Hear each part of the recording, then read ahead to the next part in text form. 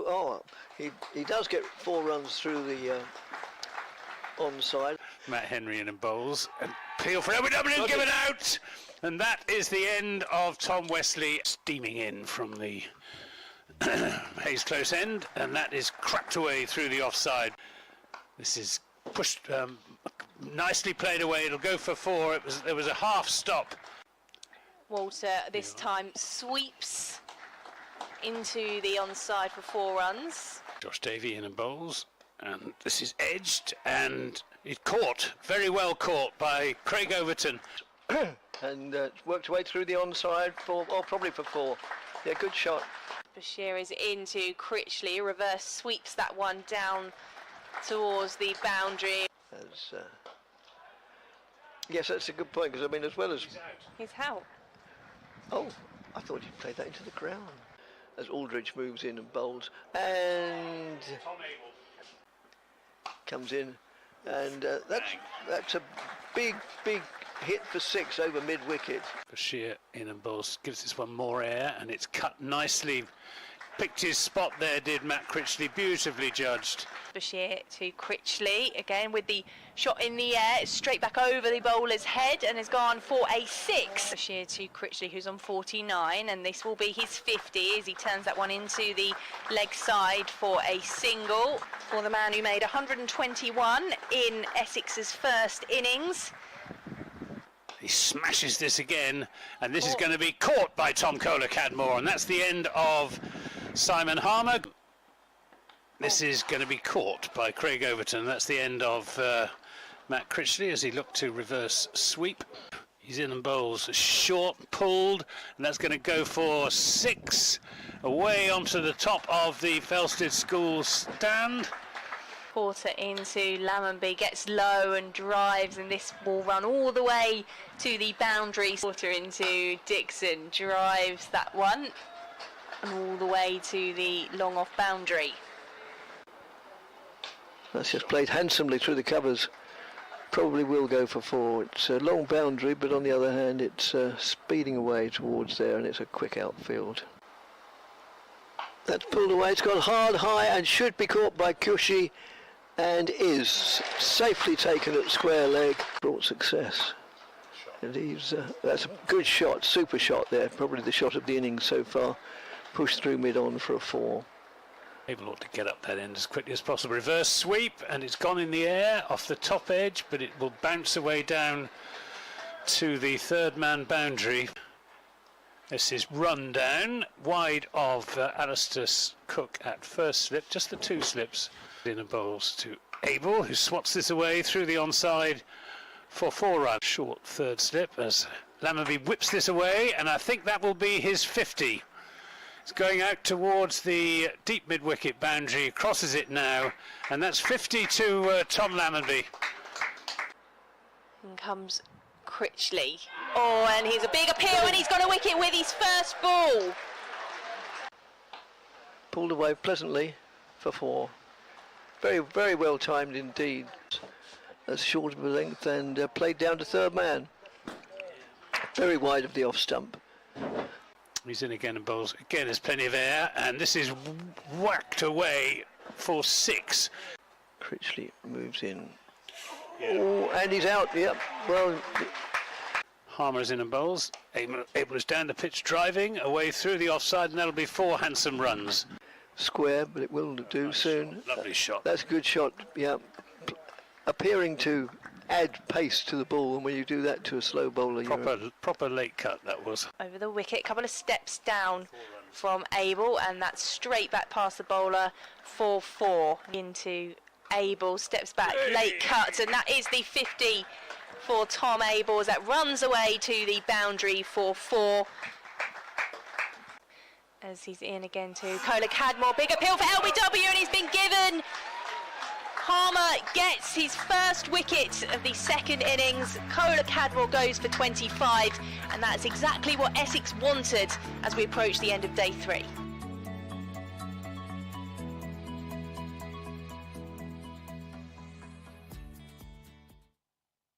Well, another satisfying day for Essex, really, particularly that wicket right at the end. Yeah, definitely. Obviously, to get their top 4 out there we knew it was probably going to be a long slog, so it was nice to get 4 and then hopefully get on a little roll in the morning. But yeah, it's obviously a very good day for us. Bit attritional, that play, but you would have expected that, wouldn't you? Presumably, that's why we batted again, just to set them a seemingly, well, certainly very difficult target. Yeah, I think, just to try and see if the pitch misbehaves a bit more. It's obviously gone quite slow, so we wanted to get a bit more time in it, and also put them under, get a bit more time in their legs, I suppose. So I tried to get runs this morning and then make sure we have enough overs at them to bowl them out. Mentioning the runs, coming off nicely off the bat for you at the moment, isn't it? Long may it continue. Any particular reason? I mean, you're flourishing at the moment, aren't you, in both forms of the game? No, not down to anything. Just probably a bit of hard work with Huggy, the batting coach. He's been really good all the way from pre-season, all the way through. He's helped me, and probably getting that connection after a season. You get to know everyone, and you kind of like slip back into what you do naturally, rather than kind of trying to show everyone what you do. So yeah, touch wood at the moment, it's going well, and hopefully it continues. Yeah, I mean, that last season, was that a bit of a learning curve for you? You've played a lot of Div 2 cricket, haven't you? There is a step up, isn't there? Yeah. One. It takes time to adjust, doesn't it? Yeah, 100%. I think just more you take your learnings, but more you just always want to constantly get better, and you kind of like relax into that's the cricket that you play now. Like, you don't really think, I'm playing Division 1, because you're just playing it week in, week out, if that makes sense. So yeah, well, we'll see, hopefully it continues. Now, have you adopted this golden arm mantle now with your bowling? That's unfair to you, because you should be regarded in your own right as a bowler, but it did seem to come off today, didn't it? Yeah. We're desperate. Throw the ball to the creature, help us out. Yeah, obviously it's not a bad tag to have, but yeah, I think I'm a little bit more than just come on and get a wicket. But Nick Brown keeps saying that he's impressed with me every time I bowl. Keeps having a laugh. I think a couple of double hundreds against us at Derby, so yeah, it's good. Yeah, indeed. So a day left tomorrow to try and wear down these last 7 wickets. Is it taking turn increasingly? Yeah, a bit. We only need 6 now. So 6, sorry. yeah, that last one. That last one. Yeah, sorry is a about bit that. easier. Yeah. Obviously there's a little bit of turnout there now. It's day 4 wicket. There seems to be a few going off the straight, and then there's the footholds as well. So hopefully there's enough there to get the 6 wickets with plenty of time.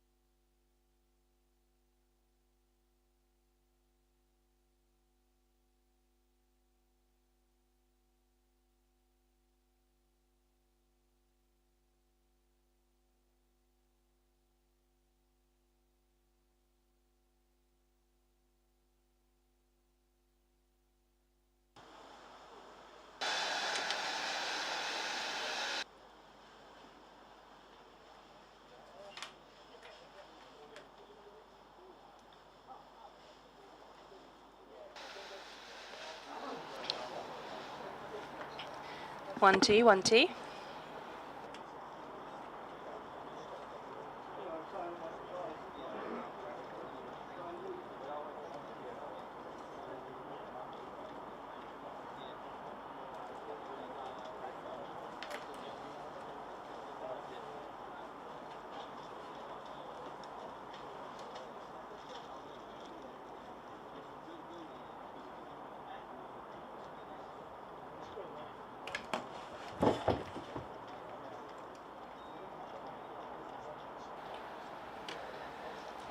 Good morning from Chelmsford at the county ground for the final day's play between Essex and Somerset. Players are making their way out onto the pitch at the moment. We're going to have a minute's silence before the start of play here at the county ground. This is following the tragic events in Nottingham yesterday. 2 students and another man lost their lives in a series of attacks. Barnaby Webber, who was 19 and a student at the University of Nottingham, was also a former pupil at Taunton School and a keen cricketer with Bishop's Hole Cricket Club. Grace O'Malley Kumar was a talented hockey player and an Essex age group cricketer. She captained the under-15 side at Essex and played for Woodford Wells Cricket Club as well. So both sets of sides will be out on the pitch with the black armbands on to observe a minute's silence along with the spectators around the county ground. And we extend our condolences to the families of all 3 people killed in the attacks as well.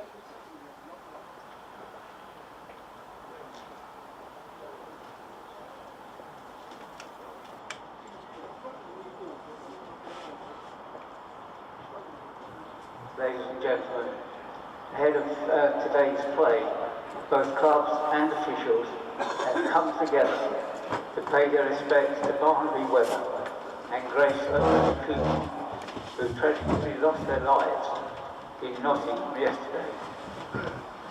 Barnaby was a young, talented cricketer from Taunton and played for his local side, Bishop's Hole Cricket Club.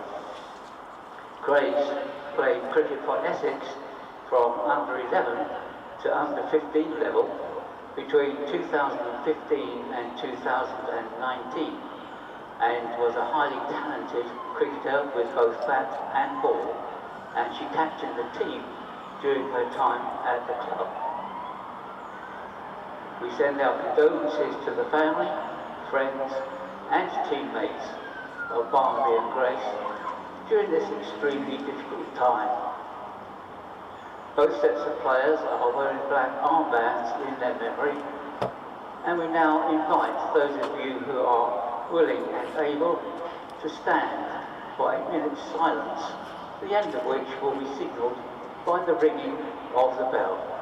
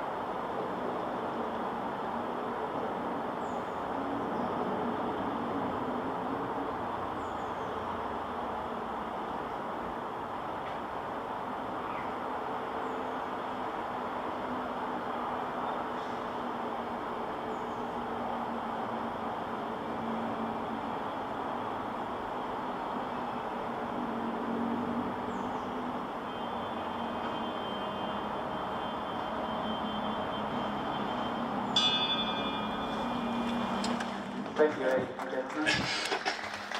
A well-observed minute's silence here at the county ground with the players and staff lining up on the boundary rope, the Somerset and Essex flags flying at half-mast beside the Doug Insole Pavilion. Anthony, anything you would like to add on the tragic events in Nottingham? Well, I didn't know Barney Webber, but he went to Taunton School, which is the same school as Tom Abel went to, and Tom Abel's father is or was a housemaster at Taunton School as well, and all 3 of my children went to Taunton School as well, so it's a real tragedy for Taunton.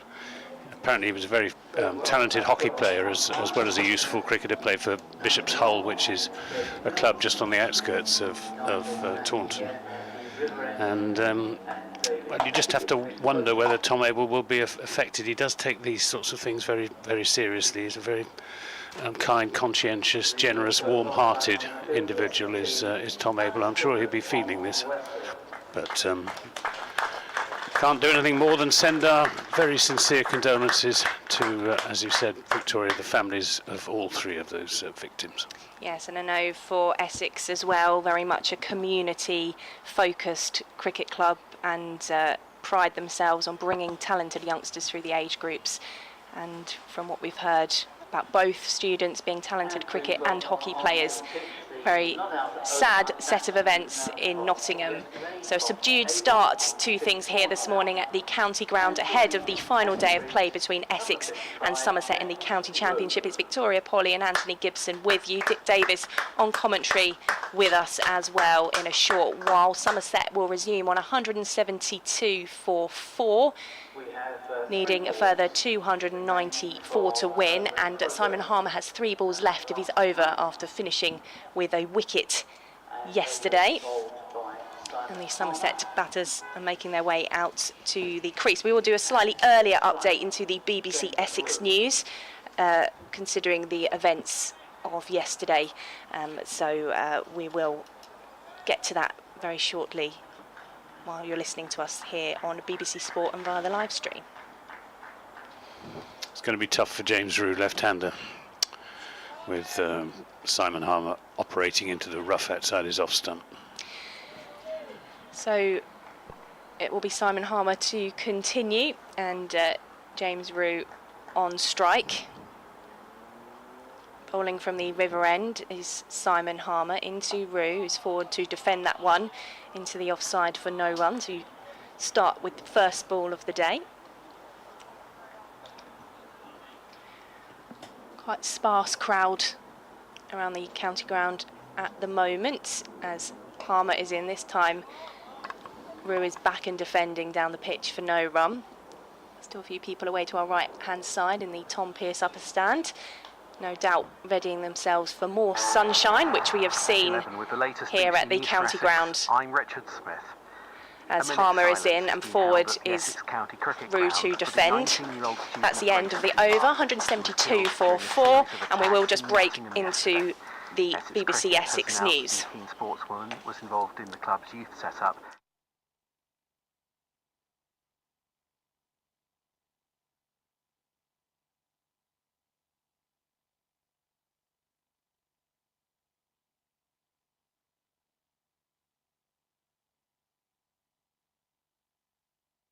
Well, play is just underway here at Chelmsford, but we have observed a minute's silence beforehand. Both the Somerset and Essex flags are flying at half-mast to mark the tragic events in Nottingham. Both students with connections to these county clubs. Grace O'Malley Kumar, who played for Essex between the ages of the under-11 and the under-15s age group side, having captained them and playing for Woodford Wells Cricket Club as well. Barnaby Webber, who was also 19, was a student at the University of Nottingham but a former pupil at Taunton School and a keen cricketer as well with Bishop's Hull Cricket Club. So a well-observed minute's silence here at the start of play. A subdued atmosphere ahead of the final day of play between Essex and Somerset in the county championship. Victoria Polly at the county ground for Grace Kumar. That delivery from Jamie Porter came off end of a leading edge there from Tom Abel, his first ball of the day. The mathematics of the situation are that Somerset need another 294 runs to win in 96 overs, which is just fractionally over 3 runs an over, as Abel plays this out of the middle of the bat up to wide mid-on, won't get a single, so the required rate isn't a problem. It's the fact that Somerset have only got 6 wickets in hand, and that these are the last 2 recognised batsmen in their batting lineup, the all-rounders to come, and then the bowlers bringing up the rear. So everything really from the Somerset perspective depending on this partnership between Abel and Rue, and Abel watchfully forward plays it to Paul Walter at mid-wicket.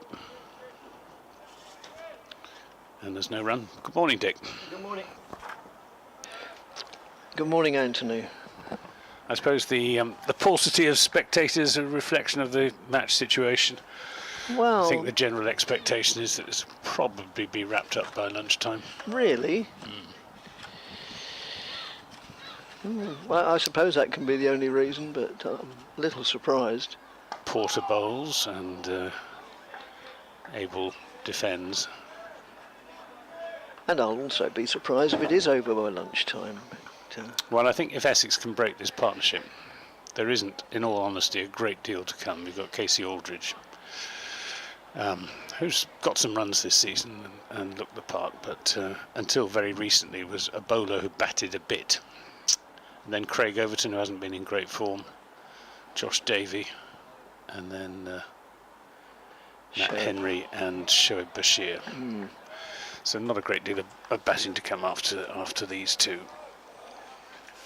Two Taunton boys, really. Tom Abel went to Taunton School, captained just about every sporting team at Taunton School, was Wisden School's Cricketer of the Year back in 2012. Interestingly, Tom Kohler-Cadmore was Wisden School's Cricketer of the Year in 2013. oh, right. There's Porter into Abel, and Abel defends that solidly enough.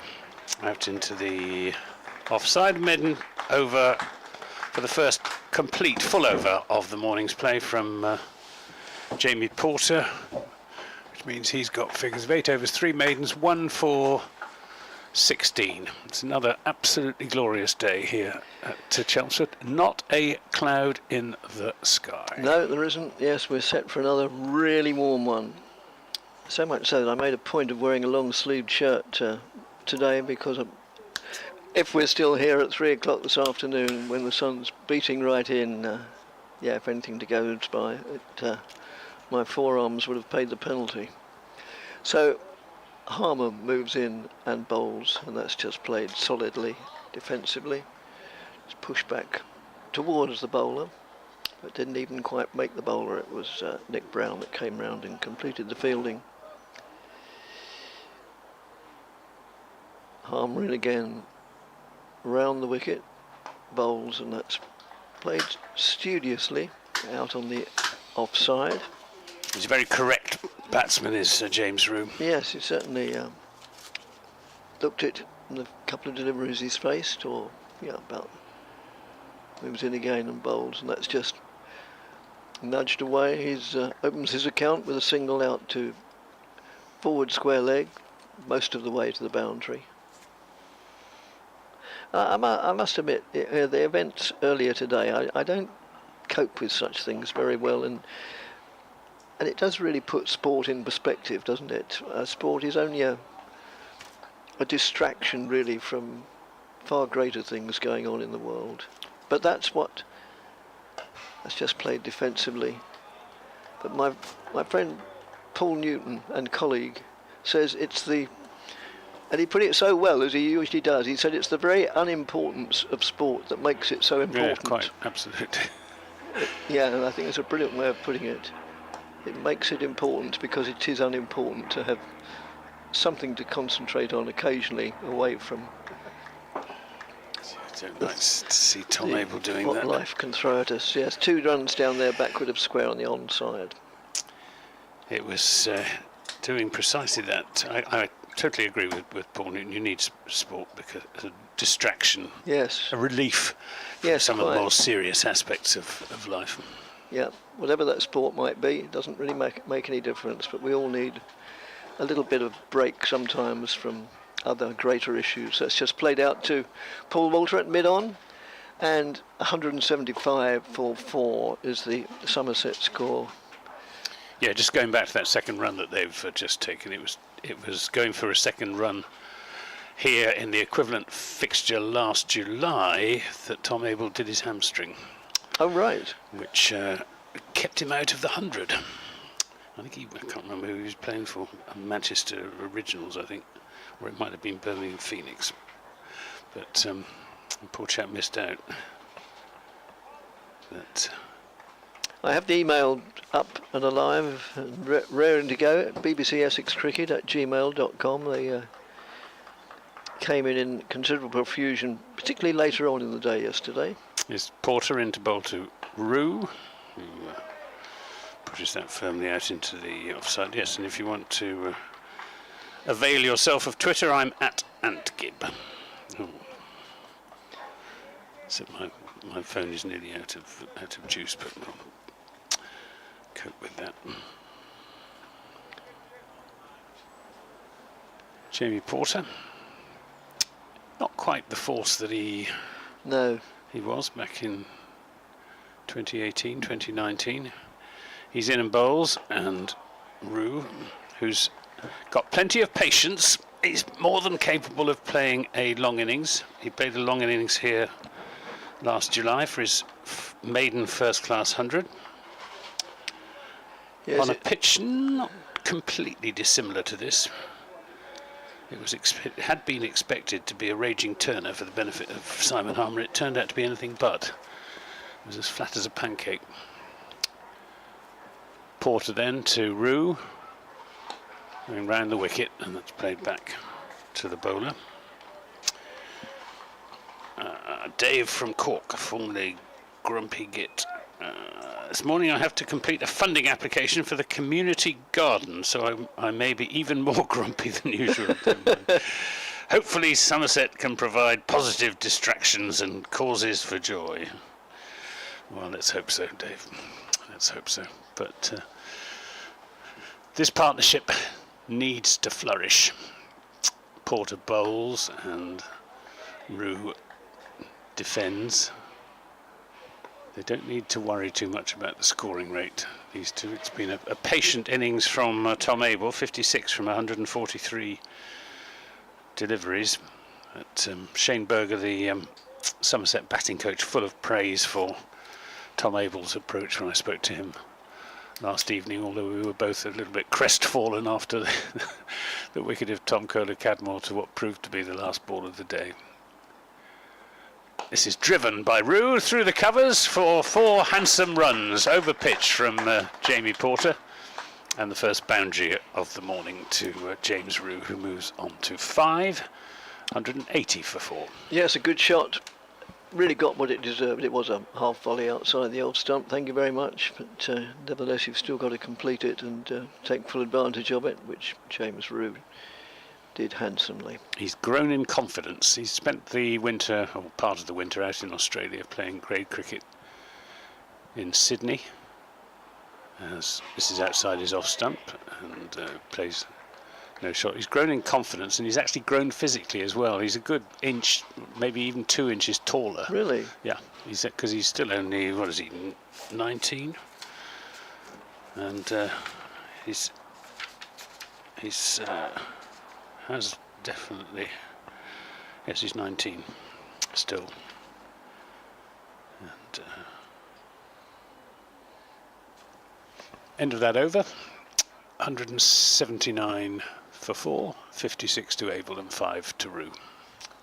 Unsurprisingly, it's going to be Simon Harmer to continue, just carefully setting his field with the help of his captain Tom Wesley, and he's about to bowl to Tom Abel, who has 56 to his name, added 2 today, and Harmer over the wicket to the right-handed Abel. Oh, and that gets the better of him, and it bounces away just behind square on the offside, and it's the Knight of the Realm who goes after it and retrieves it. No run accrues. Must have been inside edge onto pad, that, yes, judging by the stifled appeal. Harmer in again, whirls away, and that's played down towards third man, and again it's Alistair in pursuit.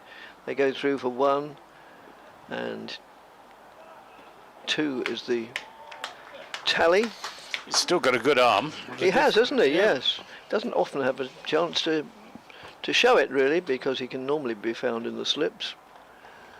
And Yeah, but no, he hauled that in maybe 10 yards from the boundary, and the throw came right in over the top of the bails.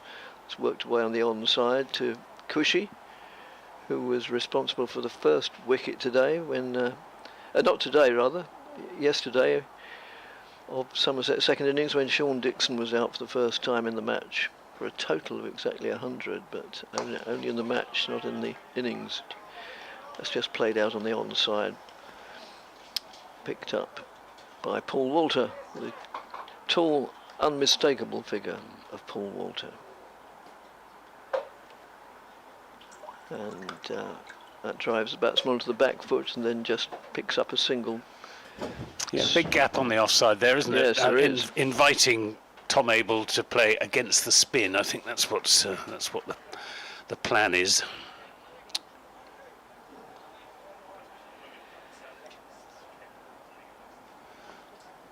So, we have had quite a few emails in already, and it's only 11:15.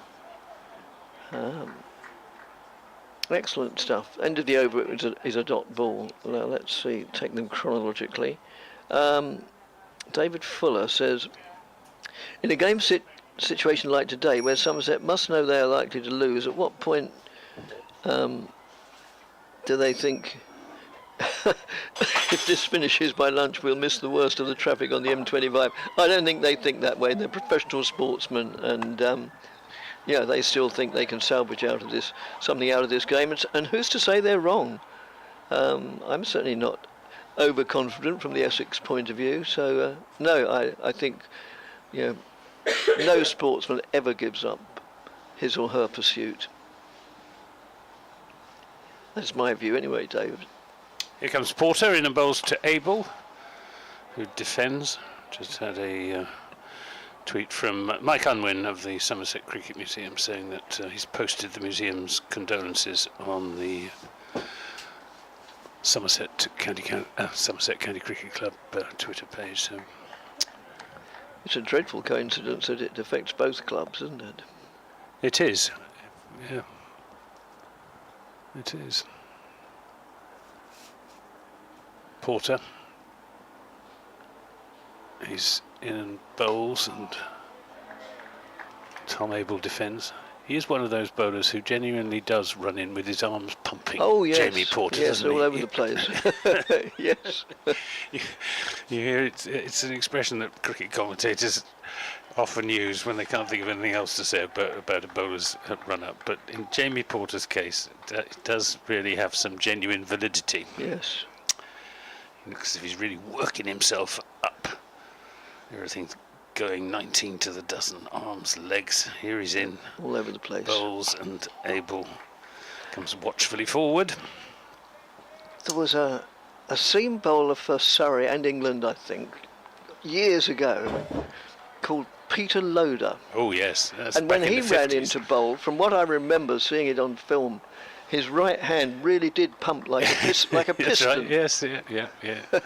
Isn't it odd the things He was one part of remembers? that great Surrey side that won 7 county championships in succession. And he did play for England as well, didn't he? Yes, he did. Oh yes, Yeah. he was a very fine bowler. As Porter's in and bowls, that's a fuller length, but Tom Abel again resists the temptation to have a big drive at it. Yes, he was Loader, Laker and Lock. Yes. Yes, Sorry, no wonder they won everything in front yeah. of them. Captained by Stuart Surridge, of course. Porter from the Hayes close end. Not many spectators on that side of the ground. He's in and bowls, and Abel again plays a solid defensive shot to another good ball from Porter, who has found his range. Bowled a half volley in the previous over to James Rue, but no half volleys in this over. He's bowling a good full length. Yes, apropos my saying that my colleague, as ever, summing it up exactly, said that that we know sport is unimportant and that's what makes it important. I'll come back to that after this delivery. Is Porter into Abel, who drives up the onside of the pitch, but only as far as mid-on. End of the over. That was a maiden over from Jamie Porter, who has bowled 10 overs, 4 maidens, 1 for 20, going at just 2 runs and over. Michael says that he said, I remember Carlo Ancelotti reflecting that football was the most important of the least important things in life. Another way of looking at it, I suppose. I remember too, journalist and author Simon Barnes pondering the issue most eloquently. Thanks, Mike, very much indeed. Linda also emailed us. Oh, a long email here. I'll read that to myself, and I don't like praising. That's not an easy word to say. Well, not for me anyway. But I'll read that a little bit, and maybe just get the gist of it. The 2 umpires are in discussion, so maybe I will use this opportunity to read it. Long-time listener, but first-time emailer. Oh well, Linda, you're very, very welcome. Just see if you say where you come from, and no, you haven't. Never mind. I've been listening via my phone. Oh, that wasn't a very long break, so I'll wait till the end of the over. As Harmer about to bowl to James Rue. Round the wicket. Bowls. Oh, when he gets an edge, picks up runs here, probably to the bound. Oh no, there's a man coming round. I didn't see him. A very wide third man, so they just go through for the 2 runs. But there'll be no signal from the umpire because it was most obviously an edge. Not really a chance. It was nearer Sraz to Cook than anybody else, but it was still a long way out of his reach. So 2 somewhat fortuitous runs, but as we were saying yesterday, luck plays an important part in cricket, sport, golf, life in general. That's worked well on the onside. And Somerset haven't had much of it in this game so far. No. In the matter, obviously, of the toss and 1 or 2 of the umpiring decisions as well. But although there are no statistics to prove it, or if there are, I think it would be, even drawing up the statistics would be very difficult. That says push down the offside. I'm a firm believer that by the time it's all done and dusted, then they've all evened themselves out. Yeah, yeah. You only remember the bad ones, really. Which is, there again, totally human nature. That's pushed down the onside. For every time you think your man was unlucky, you conveniently forget that, well, there may be an occasion when he was extremely lucky. So, but that's human nature, fair enough. As Harmer moves in, round the wicket, bowls. Ooh, and that's an edge. Squared him up, looking to play it out on the onside possibly, and got an edge. But it went through on the ground to Critchley, at backward point, who again was the man put up for interview at the end of the day. Not that we mind, he's an eloquent man as well as a very good all-round cricketer. Oh, and that gets the better of James Rue. Seemed to be in 2 minds there as to whether to go forward or back, and that in itself is a metaphorical feather in the cap of the bowler. If you've got the batsman in at least 2 minds, then it's a good delivery. End of the over, 184 for 4, which at this stage in the day or the match is probably relatively academic. So Linda says, I've been listening via my phone as I have been away with no access to a screen large enough to watch online. And as ever, the commentary from both you and your Somerset guest, it was addressed to Victoria and Dick, from both you two and your Somerset guest, Anthony Gibson, has been great. Thank you. Last night I returned home and read the BBC Day Report and the viewer comments. There was a lot of critique of the umpires, so I went online and looked at the specific points made to see if this was fair or not. It's going to be a change of bowling from the other end. It's going to be spin from both ends. I'll stop reading this as soon as the action is about to begin. It is true that Matt Henry and Overton beat the bat at several times on the first innings, whereas Porter and Allison found the edge with good balls to dismiss Abel and Rue. The Overton catch was unclear. The Nick Brown LBW was at least highly questionable. It wasn't unclear. It was definitely not out, the Overton catch. Here's Matt Critchley in and bowls, and Abel's turning that away into the onside, a little bit short from Critchley, and Abel had all the time in the world just to rock onto the back foot and pick up a single through square leg. 185 for 4.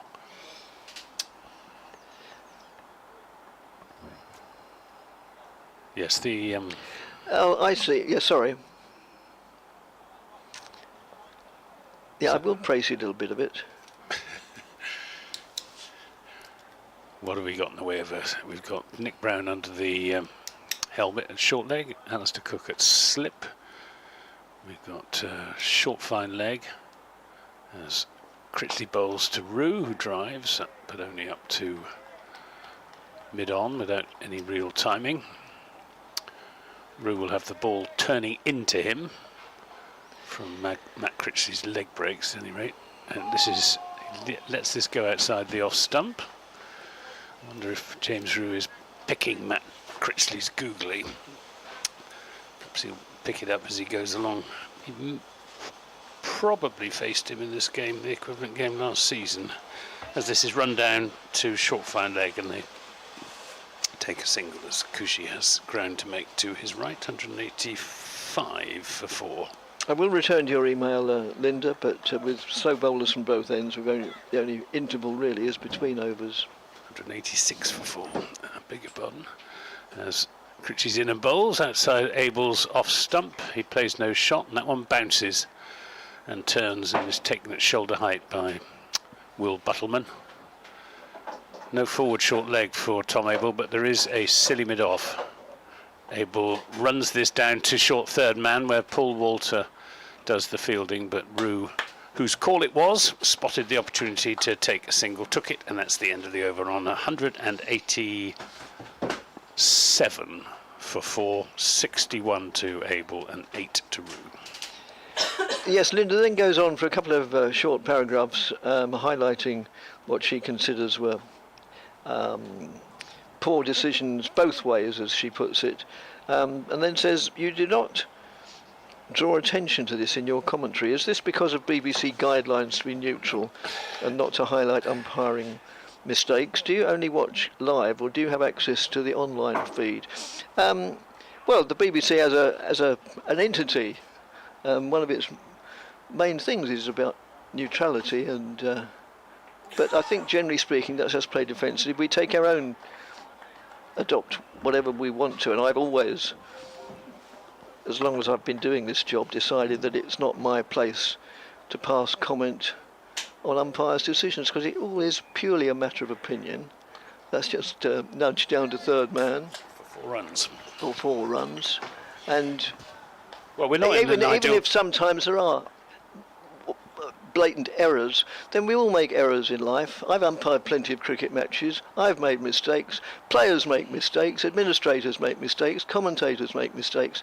So personally, and it's only personally, I've never passed comment on any umpiring decision. I believe that, they square up at the end of, I hate the phrase at the end of the day, unless it's literally, as that's just played defensively, pushed out for a single into a slight gap in the offside. So, when we've all reached the final cricket pitch in the sky, or the cricketers have, I think it swings and roundabouts, they all even themselves out, and I don't think it's part of my remit to pass what would only be my opinion, which is not worth any more, any less than anybody else's, as that's. But others adopt a different attitude, and neither they nor I are right or wrong. It's all however we choose to do it. But thanks, Linda. Well, not but thanks, but especially thanks very much to Linda for your interesting email. As Harmer moves in and bowls, gives it a slightly bit more air. Played back to Harmer. Well, he dived away to his left and just failed to stop it going through to the boundary for 4.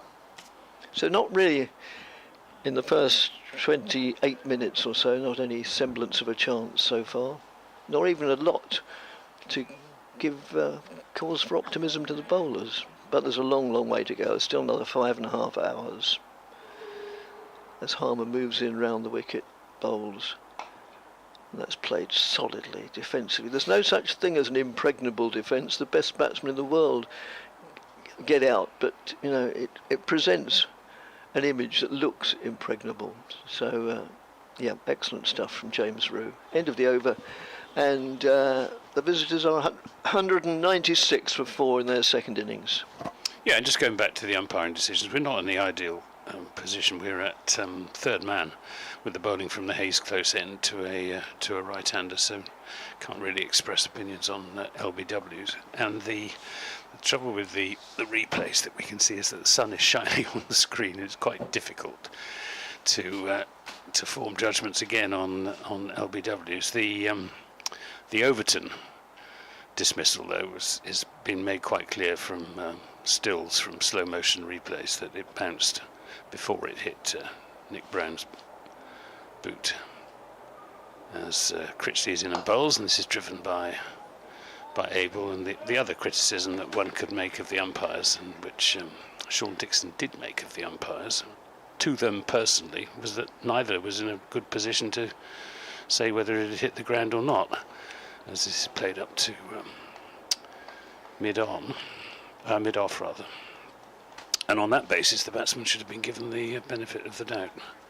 But that's water under the bridge. But I agree with Dick. It's the umpires are just doing their best.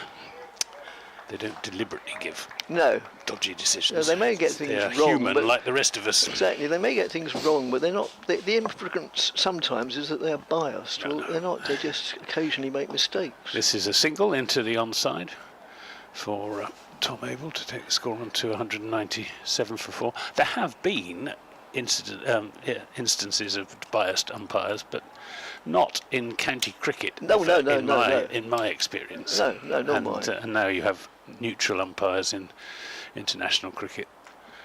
That suspicion has been dispelled as Rue is on the back foot, punching this back to the bowler. It's a difficult job to become a first-class umpire, and it's not as difficult, but it's still fairly difficult to keep that position. They are closely monitored every day of every match. This is outside the off stump, and Rue lets it go through, and there's oohs and ahs, because it was presumably the leg break, but goes past the off stump. End of another over. I had another email from, well, I don't mean another one from, it's another email, and it happens to be from Jeff, who notices, I won't mention names, it's not fair, and I'm sure it's only an oversight on their part, but he says that several of the teams and their entourage didn't remove their hats during the silence. Well, I'm sure that wasn't meant to be disrespectful, it was just an oversight on their part, but thanks for pointing it out, Jeff. And as for have a word with, I certainly wouldn't dream of doing that. As Harmer moves in and bowls, that's just played down square on the offside, fielded by Nick Brown, almost inevitably with the helmet on at short leg, and fielding on a Hessian mat covered strip, which may well be the one used on it's just played defensively. Again, it's Brown who picks up. Essex's next home game is only a couple of days away. Back to T20 mode on Friday when Glamorgan are the visitors, so that may well be the strip that they're going to use in 48 hours time, a bit more than 48, because it starts at 6:30, I should imagine. Again, it's Brown that completes the fielding. But again, it's Harmer bowling, just short of the length, pushes the batsman onto the back foot, and then he plays it out into the covers, fielded by Kyoshi. Some quite sharp turn there from Simon. Yes, there was, wasn't there? Yeah, it was, give him a little bit of encouragement. Still a long day of hot sunshine, so you'd think it would become more and more helpful to the likes of Harmer. Pushed out on the offside. Cricket is a game for... there's so many aspects that make this game of cricket wonderful. It's a game of patience and tactics and strategy. Not often do things happen quickly, apart from in one or two versions of the game. But the better, well, yeah, some people would say the better versions are things generally don't happen quickly, and I would agree with them in general. Well, it's about 27 minutes to, so I think it's time I vacated this seat and Victoria came back in. Thanks, Dick. Well, we've had half an hour's play. We have had 11 overs, in which Somerset have added 25 to their overnight score of 172 for 4, so the required rate just creeping up a little bit as Critchley is in and bowls to Rue, who plays that from the crease.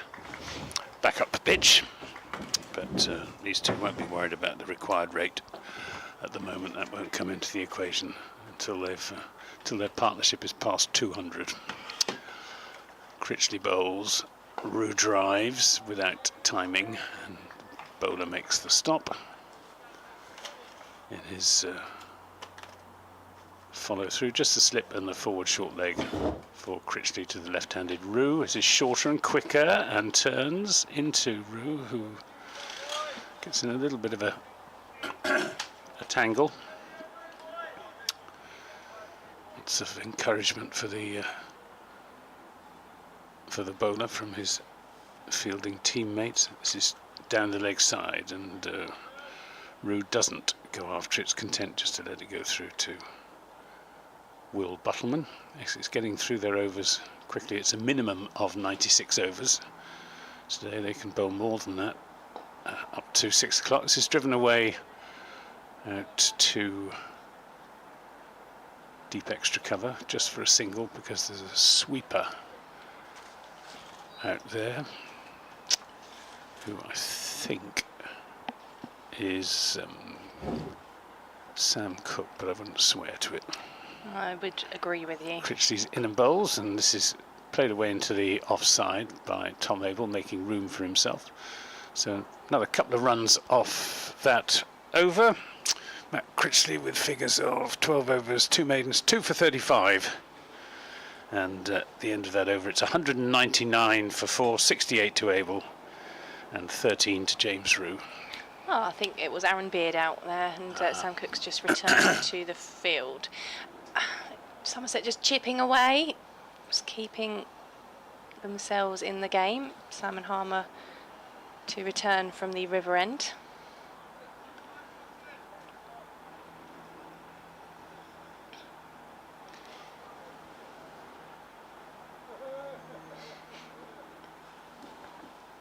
Two slips in for Harmer, who is in, and that's just turned into the leg side. 199 for 4. Abel on 68 on strike. In comes Harmer for his second ball of the over. On the back foot, just drops into the leg side again, and Nick Brown, short leg, just trots after it and works it back to Simon Harmer for no run. And again, this time Abel takes a couple of steps down the pitch, and that will go all the way to the boundary, driving through the covers for 4 runs. Yeah, lovely shot. Interesting down at Canterbury, where the match situation is not dissimilar. Surrey needing another 221 runs to win. Somerset needing another 267. Surrey going well, 280 for 3. Jamie Smith got a century for Surrey. What a prospect he is. 203 for 4. Harmer into Abel, and that just loops up, drops into the offside. Yeah, Abel making room for himself to hit that through the offside and finding it spinning sharply back into him, having to make a late adjustment, doing so well. Harmer to Abel, Well just played again. defending that one, working with the spin. 203 for 4. 1 ball to come of the Simon Harmer over. He got the wicket at the end of play yesterday. Did the South African spinner, and this time Abel takes a swipe at that one. It's through to Buttleman, and Harmer has his hands on his head. That was close. 203 for 4 at the end of the over. Yeah, I wonder if we're going to get a replay of that, because if we are, oh yes we are, here we go.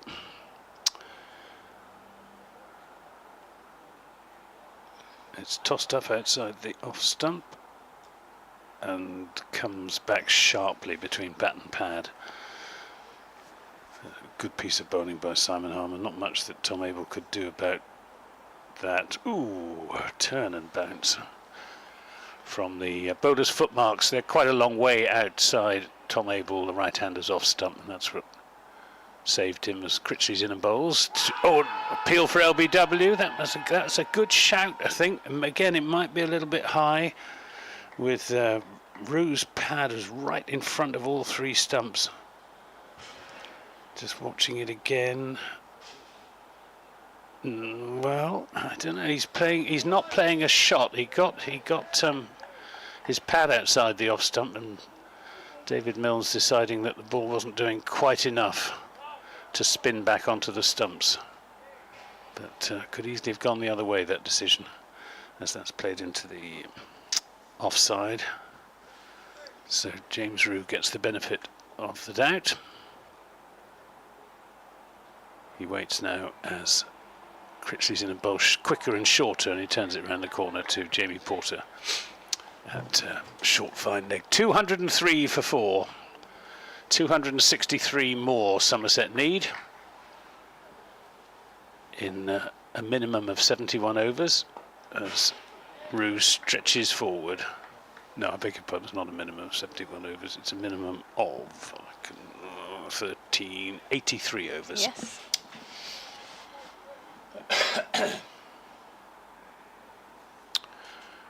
Critchley in at bowls, and this one again, Rue right back on his stumps, playing it off the pitch, which suggests again he's not actually picking Matt Critchley's googly yet.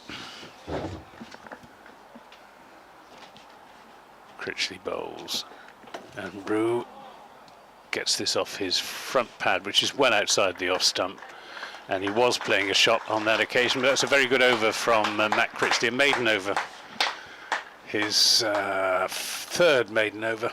13 overs, 2 for 35 with those 3 maidens.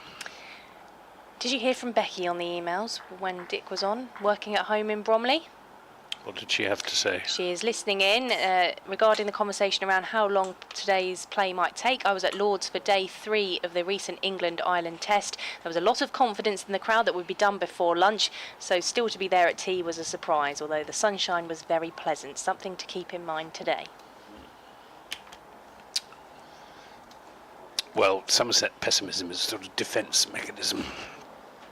Obviously, we have, as Somerset followers, huge faith in the ability of our batsmen. Harmer into Abel, forward, trying to turn that one round the corner. It's stopped at short leg by Nick Brown. But this can't overemphasise how important this partnership is between Somerset's last 2 recognised batsmen.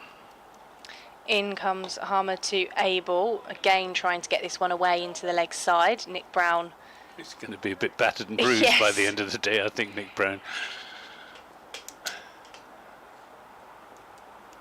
He's being kept busy in that close fielding position as Harmer is in to Abel, pushing that one back towards the bowler for no run. 3 dot balls to start this over.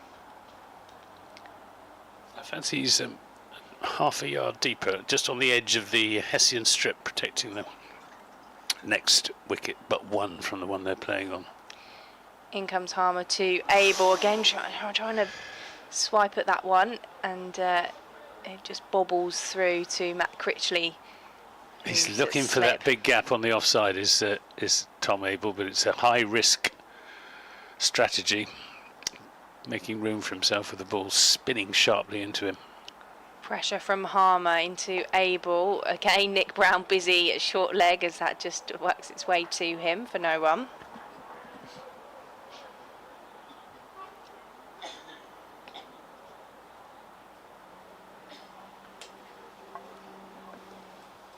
Final ball of the over from Harmer, and Abel knocks that one into the ground, bounces up for Brown to collect, and that's a maiden over from Simon Harmer. 203 for 4. Yep, successive maidens from Critchley and Harmer. The new ball will be due in 8 overs time, and that will be another factor in the equation.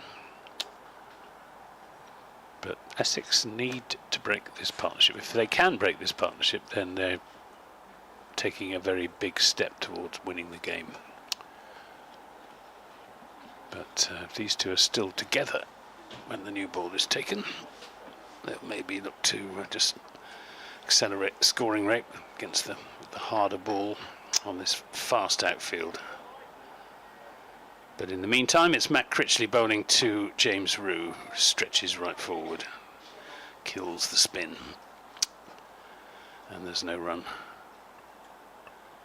The outfield has stood up pretty well to the heat and lack of rain. Critchley bowls. Rew is down and over the top of shortish extra cover, even though shortish extra cover is the towering figure of Paul Walter. But Rew took his courage in both hands, then took a step down, lofted off drive, brings him 4 runs. He moves. This is pitched right up from Critchley.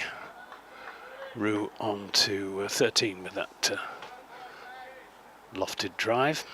That's just played up to mid-on. Critchley wasting absolutely no time at all. This time Rew is on the back foot, and there'll be a comfortable single as he plays it into a gap on the offside. There is a big gap on the offside, encouraging Rew to have a drive against the spin again. Takes the single, 208 for 4. Nick Brown is being moved from city, well, short city mid-off really to short leg, and Abel steers this, and it's very well stopped by Jamie Porter, moving to his left from backward point almost to short third man, but they take the single. 209 for 4. Good fielding from Jamie Porter. And a rather worried Don Topley has just come into the commentary box. Here's Critchley into bowl to Rew, turns this away into the onside. Allison will do the fielding. And that was a more productive over for Somerset. 7 runs from it. 210 for 4 at the end of it, 73 to Abel and 19 to James Rew. John and Margaret have been in touch on the email, or John, who's listening in a warmer North Suffolk, says, I totally agree with your views regarding the position of sport in general life, in the general life of all of us. I'm a particular fan of all forms of cricket and have the luxury of sitting in my living room watching Essex on the live stream with the excellent commentary of all of you is fantastic for me. It takes me right inside the ground and I get completely wrapped up in it, and it's all for free. As Harmer is into Rew and he cuts that one away, it will be cut off by Ben Allison in the fields for just a single. 211 for 4.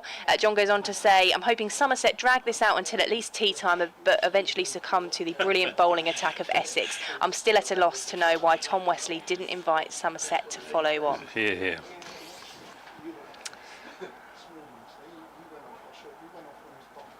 So that's 1-2.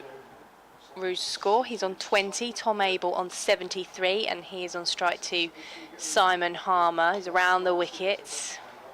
Just takes an edge into the leg side for no run. The Grumbler has been on as well on the emails and says it seems like a big day in the county championship season.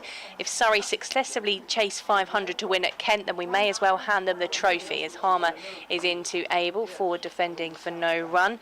And Essex's already slim chance will be sunk if Somerset get 466. There's something about completing big chases that makes the winning side and breaks the losing side for the season, says the Grumbler. In comes Harmer to Abel. Again, just pushing forward for no run. Paul Walter is warming up.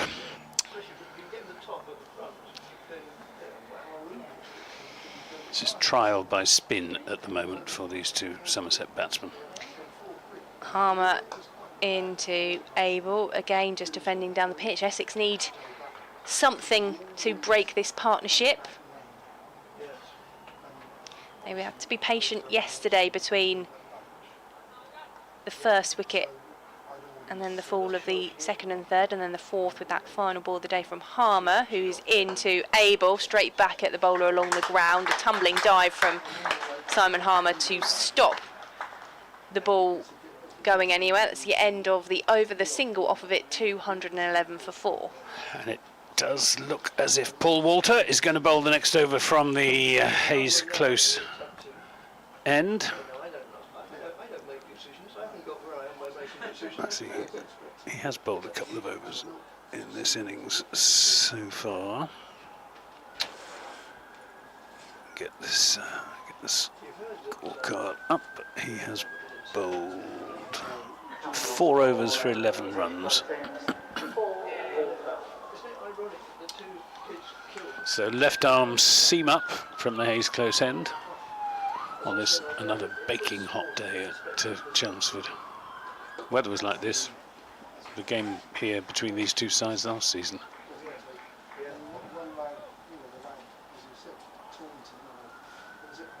Just the slip now, Alistair Cook at first slip. Paul Walter into bowl to James Rue, plays slightly around his front pad, or at least he gives that impression. But I don't think he does, in fact. He likes to keep the game moving on, James Rue. He's got a very good defensive technique, foundation of good batsmanship, his defence. He's grafting more and more shots onto it. He's rather over fond of the reverse sweep, to my mind. Oh, and this is down the leg side, and it's given not out by David Milnes. Well, I didn't hear anything on that occasion, but Will Buttleman was pretty convinced that there was a nick. Let's see what we can deduce from the replay. He flicked his thigh pad just about there.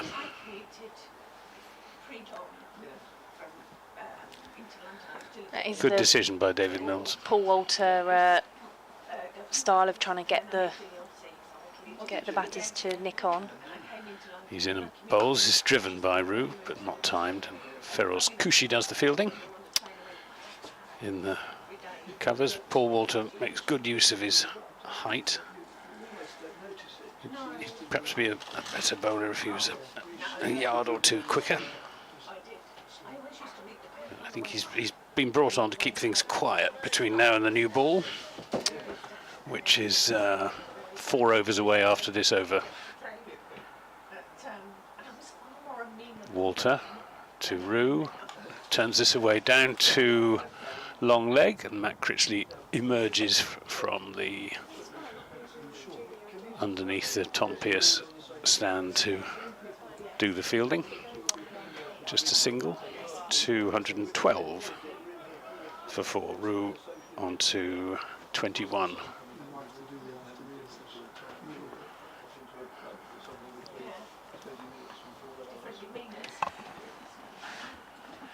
Here's Walter then to Abel. In and bowls, and Abel defends. Ball that doesn't bounce as much as some, kept a little bit low, but pitch is holding up pretty well. Just holding Don Topley back from the commentary position. He's lurking. Right too. Yeah, quite right too. Don Topley predicting that the pitch was going to disintegrate on the 4th day. Well, it's not showing much signs of it so far. Here's Walter in bowls. This is driven nicely by Abel, but there's a sweeper, Ben Allison, so it's just a single. End of that over, just the 2 runs from it, and at the end of it,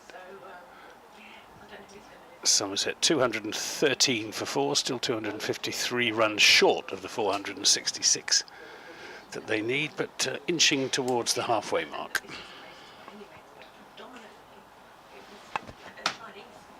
Thank you for your message, Ron, on the emails. bbcessexcricket@gmail.com if you want to get in touch, talking about enjoying the commentary, but wishing he was able to match it up when watching live in the ground. I know what you mean as well about when you were able to get the device at the test matches.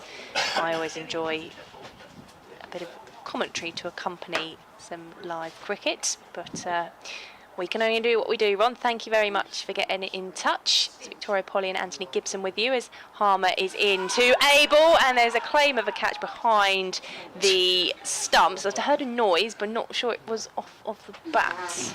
Essex getting very, very overexcited. Be interesting to see on the replay what that came off of. Pad. So 2 good decisions from the umpires. Simon Harmer with the ball into Abel. He's coming forward again. He just uses the wrist to flick that one, this time past a diving Nick Brown at short leg, but Jamie Porter backing up to field for no run.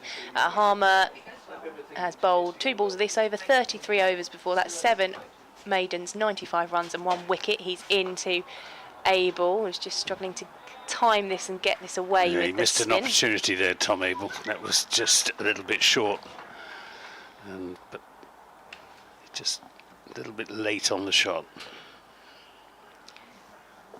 213 for 4. In comes Harmer, and again this time Under edge, Abel I is think. trying to cut it away. It takes the edge and it's trickled all the way down to the boundary for 4. Slips were diving to stop. Yeah, it was a bottom edge, I think, which meant that it went down straight away and shot past Alistair Cook's left hand. So slightly streaky boundary there for Tom Abel, who's having a tough time in this over from Simon Harmer. 217 for 4. This time it's defended by Abel off the bowling of Harmer. Abel on 78. 196 balls.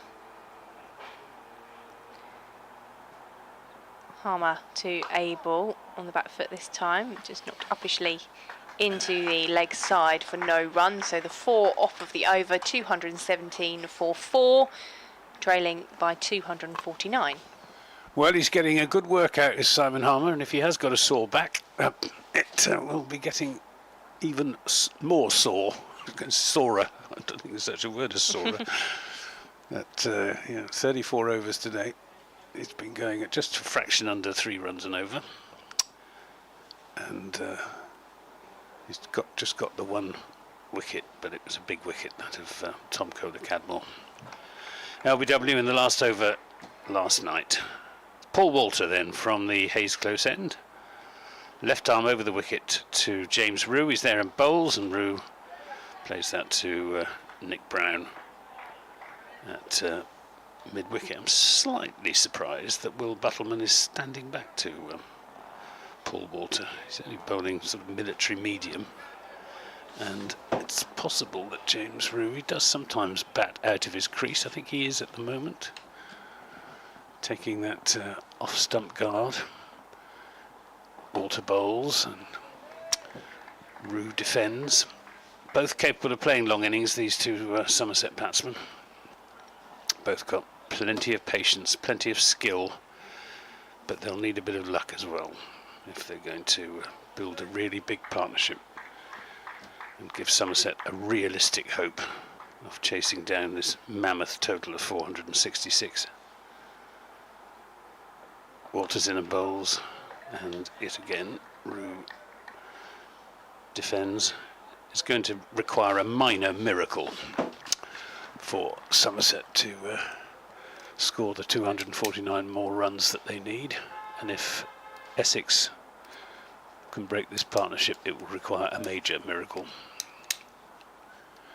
But as I said yesterday, as long as Somerset have got 1 Tom standing, this is played away nicely into the onside. There should be 2 runs here, as Allison has quite a long way to go to do the fielding out at deep mid-wicket. They come back for the second run, 219 for 4. Yes, as long as Somerset have got at least 1 Tom standing, they'll still have hope. But he's the lone Tom now, Tom Abel. Tom Lammonby having departed, having batted really nicely for 59.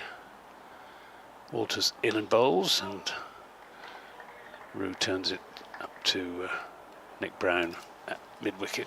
And then Tom Kohler-Cadmore, who was batting with great restraint yesterday evening, and then got one that turned on him, didn't play a shot, and given out LBW. And by saying given out, I don't mean to imply there was anything wrong with the decision at all. But it was a cruel blow. As Walters in and bowls to Rue, who adjusts to a little bit of inward movement, survives. End of another over. We've had 70. Is it 77 or 78? You can never tell with a scoreboard on the far side because it's sometimes it's very 70. Yes, there we are. It's just slow ticking over. 77.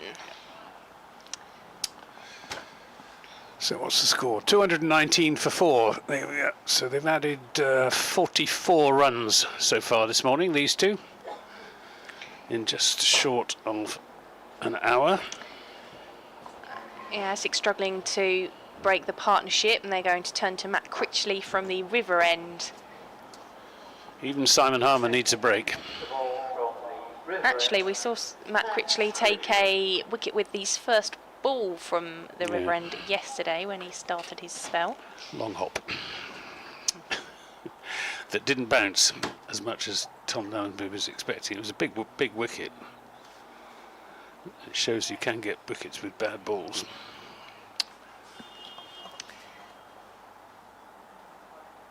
So Matt Critchley just going to have a final warm-up with Simon Harmer. Tom Abel will be on strike. Critchley is in. Abels takes a step back and knocks that one into the offside for no run. Just played that a little bit too early, Tom Abel. He was looking to hit that squarer. In comes Critchley to Abel again, this time just pushed down the pitch along the ground by Abel for no run. Where's Dick Davis gone? Oh, he is there. Yeah, Dick Davis will join us for commentary in a moment as Critchley is into Abel, who cuts that one away. There's a man out on the boundary though to field for just a single.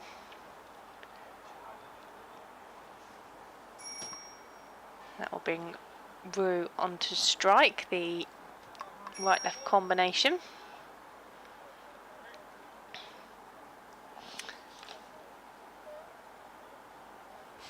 Thank you to those of you who've been in touch on the emails as well. We'll get through those as Critchley is into Rue, who pulls that one away towards the deep square leg boundary for a single.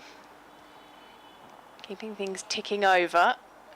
221 for 4, putting more pressure on Essex, who need those 6 wickets to win this county championship game. As Critchley is into Abel. Back along the floor. Leading edge.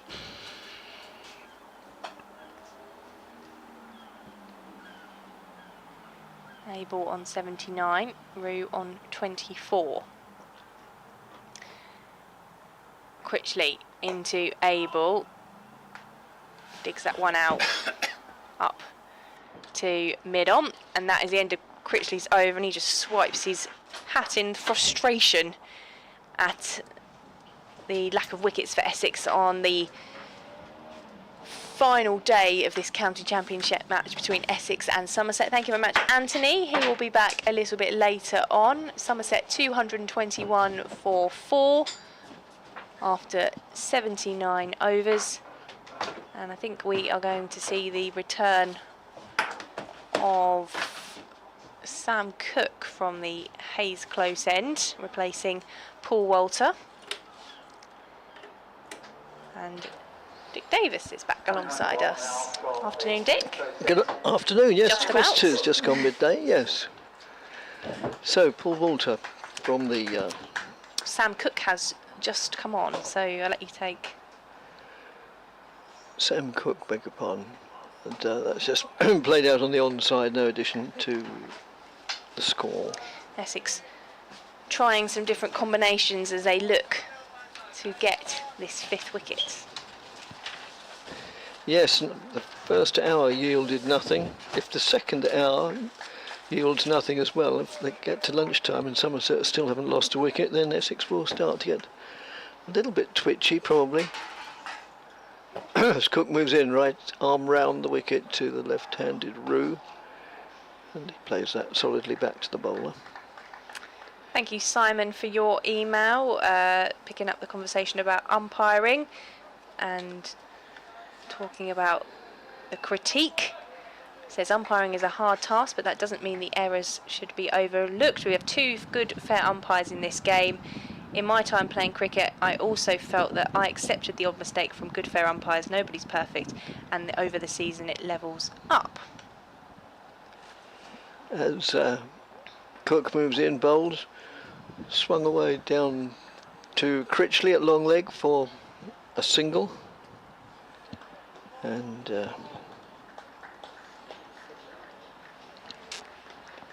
yeah, a few more emails coming in about umpiring. 50 partnership, Anthony observes. Yeah, applause for Tom Abel and James Root, who are digging in this Somerset second innings. 222 for 4. As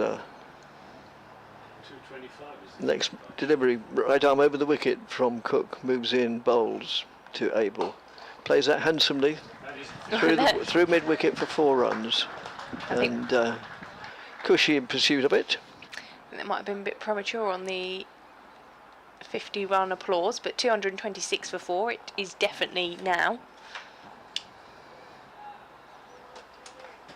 As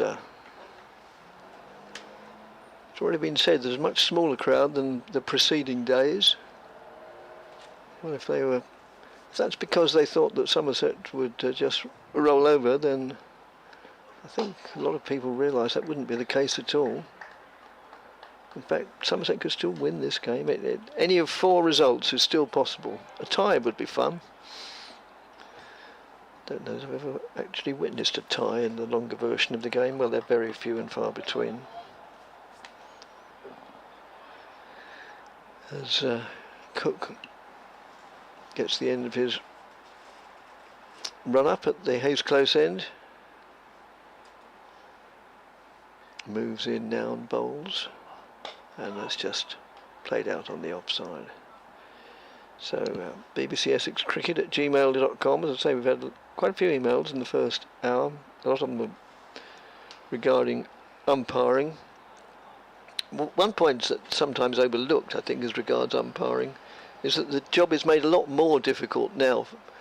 I mean, to a certain extent, the players have made a rod for their own backs, because they make the job of the umpire much more difficult now by almost invariably waiting for a decision. There was a time with caught behinds, obviously not with LBWs, but with caught behinds, when if you knew you got an edge, then you didn't wait for the umpire to put his or her finger up. You just tucked your bat under your arm, walked off. As Critchley is into Rue, forward on the defence. But now, because very, very few batsmen walk, in fact I think they're told by their coaches not to, then that does make the whole job of being an umpire much more difficult than it really needs to be. Critchley in to Rue, tried to swipe that one away, hasn't caught it properly, and thought about the single, but he comes back. I think the thing is as well is they get one opportunity to look at something that we are looking at again and again. Yeah. And I appreciate that's their job, as Critchley is in to Rue, who just dabs that one down for no run. And at every ball there is at least 3 things they're looking at one time, whether it's a legal delivery. There's a lot going on. I have respect as a netball umpire. No, it's totally different sport, but it doesn't sometimes get the credit it deserves, as that's up in the air but hit into the ground from Rue. Bit of a half-hearted appeal from around the bats, but yes, no run, and that is 4 dot balls from Matt Critchley so far this over. He's in, and this time it is a nice shot from Rue, driving. He'll come back for 2 runs. and move Somerset on to 228 for 4. And I think one of the good things about the referral system at the top level of the game is that it demonstrates clearly and proves how very rarely umpires actually make mistakes. Critchley into Rue. That was up in the air, but it drops safe. No run. End of the over. Somerset 228 for 4. James Rue on 27. Tom Abel on 83. And they trail by 238. So just see if we've had. Oh yes, we have had another one from. I was up to Gary. You're up to Gary. You've read Gary's? No, just no. Yeah, up to Gary from Frinton. As the new ball is taken. Referring to the dreadful goings on in Nottingham, says his heart goes out to the people involved. Well, yes, amen to that. As Cook moves in, bowls outside the off stump, goes through to the keeper. So it'd be interesting, in fact, maybe more than just interesting, it could be crucial to see what difference the new ball makes. Anthony, thank you all for your splendid coverage, says Rodney. Watching in glorious sunshine here in Penzance. Keeping my fingers crossed that Tom Abel can get a big 100. The list of chores left for me by my wife, oh, how I know that feeling, yes. As, he has got an edge. So the new ball's worked, and Abel was just pushing forward, got a palpable edge, and give Abel his due. No quibble about it at all. In fact, he may even have walked. I'm not sure. It doesn't really matter. But I think, yeah, I think he walked. So that's excellent. And as I say, it's something that they always used to do. So in this critical situation, and he's captain, I think to walk on that is highly commendable, and says, oh, so much for the quality of Tom Abel, not just as a cricketer but as a man, which is of course more important. So 228 for 5. And that may well prove to be the crucial breakthrough. Crucial breakthrough for Essex, but important innings as well from the Somerset captain, Tom Abel, who departs the field for 83 runs. And the new ball in the hands of Sam Cook has done the trick for Essex as they look to bring this Somerset innings to a close and get the win, but the visitors aren't making it easy. Tom Abel's 83 coming off 207 balls. Casey Aldridge is the new man at the crease for Somerset. So while he takes guard and a couple of players take drinks, I'll carry on reading Rodney's email. Who, well, he'll be disappointed now, Rodney, because the fact that Tom Abel is now out.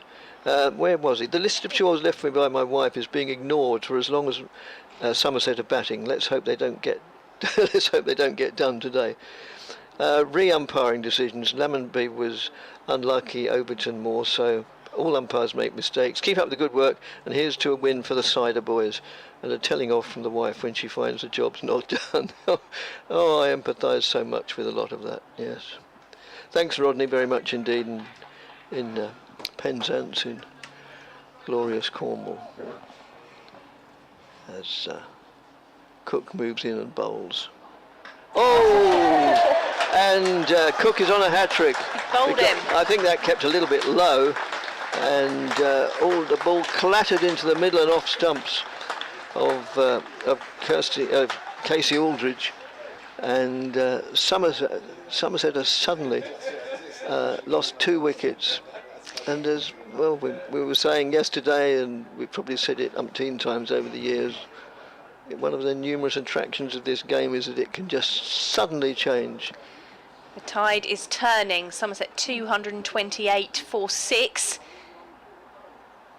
Caught behind and bowled for Sam Cook, who's now on a hat-trick. Took a hat-trick last week in the T20.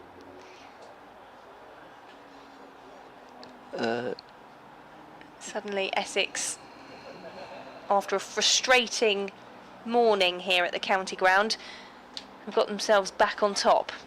Yes, they have, just in the space of 2 deliveries. Yes, Cook got a hat-trick against Kent, wasn't it? Yeah, you were at Canterbury, weren't you? Yes, and like buses, you wait for ages, and then 2 come along in quick succession, because Harmer got a hat-trick down at Hove in the T20 as well. So Craig Overton comes to the crease, and Well, Craig Overton was the controversial dismissal in the first innings for Somerset. Simon Harmer taking that wicket, with Brown claiming the catch at short leg. He went for 23. so are we going to see 3 hat-tricks in a best part of a fortnight? Yeah, Simon Harmer with one as well. Yeah, wasn't there? Simon Harmer, Cook.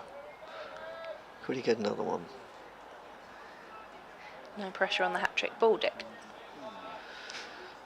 As there are 3 slips, short leg, just in front of square, somewhat obscuring Cushie's view. He's really saying, do you want me in front or behind the man at short leg, otherwise I can't see.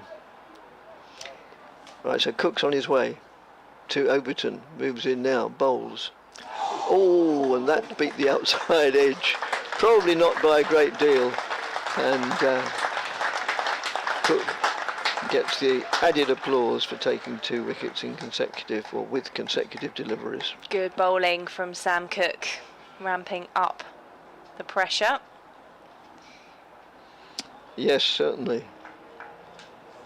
And there's still 2 more deliveries of this over to go. .ww. It reads almost like an email address. I mean a website address. That's played hard back to the stump, back towards the bowler, absolutely straight, and not for the first time in this match. The ball clatters with some power into the stumps at the bowler's end.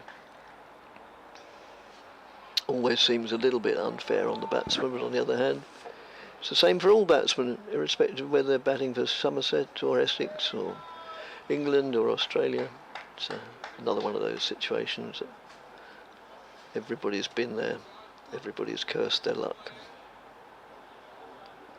or lack thereof. As Cook moves in, final ball of the over to Overton. Oh, and well, a very stifled appeal, or it might just have been excitement. So very good over, a maiden, .ww. ... wicket maiden. Cook now 2 for 34 in 12 overs, and made what could be the match-winning breakthroughs. Yeah, I think there might have been 2 noises on that last. Yes. The last ball from Sam Cook. Simon Harmer is going to return to bowl from the River End. He's had his break with Matt Critchley taking over for a spell, but Simon Harmer will come back on as Essex look to take the final 4 wickets needed for the win. And Anthony was saying, as long as there was a Tom at the wicket, Somerset had hope, and get his thoughts when he's back on commentary in around about 15 minutes time of where he thinks the visitors are now, as that first ball of the over is just pushed back along the pitch by James Rue for no run. So to take 6 wickets in a day, on average, obviously Essex, all they need to do is take 1 an hour, which they've done so far. Harmer into Rue, forward, pushing into the offside for no run. But they certainly, if they're going to win this game, they won't want to leave it until the 5:30 or 6 o'clock tonight. No, we don't want to clash with around the wicket, as Harmer is into Yes, Rue, quite. who moves the bat out of the way through to the wicketkeeper for no run. Now, our BBC Essex's around the wicket programme tonight between 6 and 7, which I will be on air with. Don't want to be nervously trying to get back to the studio too late on, as Harmer is in, and this time it's cut by Rue. Will be picked up by Ben Allison for just the single, 229 for 6. I'll make way for Anthony Gibson at 12:30, and I will go off and find Daniel Sams, who will be my guest on the programme tonight. Oh, right.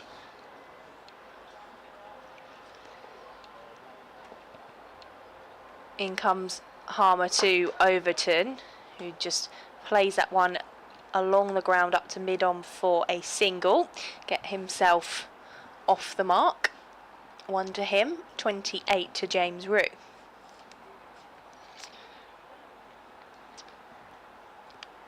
Martin emails. As Harmer is into Rue. Uses the feet, just plays that one out into the onside for no run. So the end of Simon Harmer's over, and Somerset are 234-6, and they trail by 236 runs. Yes, Martin emails us, who also went to the same school as I did. I think we overlapped. With such a lovely day, my choices were spoilt. Instead, I elected to go for a swim, then had the car professionally washed. Back home around 10:30. On with the emails, and have been bogged down ever since, instead of a long overdue trip to the county ground. As Cook moves in and bowls, and Overton's underway, just playing that out on the onside, backward of square. And they go through for a single to the county ground, where I anticipated the Essex of a year or so ago to knock over the opposition. Oh well, at least Dick and Victoria are keeping me company, and Anthony as well. Thank you. Yep, thank you, Martin, very much. And I don't think I will be seeing you at the reunion at the very end of this month, regrettably. There's 2 more emails come in.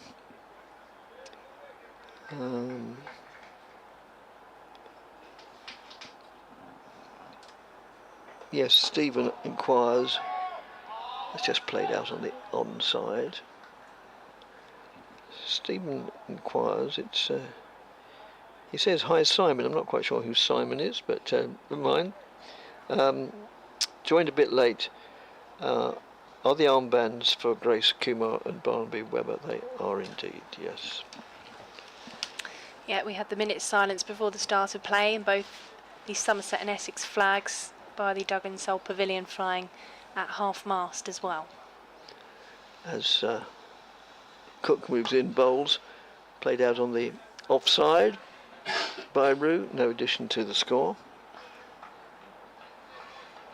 of 231 for 6, which you can't help but feel is probably going to be academic now with those 2 quick wickets, but maybe not. Could still be a very acid sting in the tail of this game yet, but it would mean a quite spectacular afternoon if there is to be.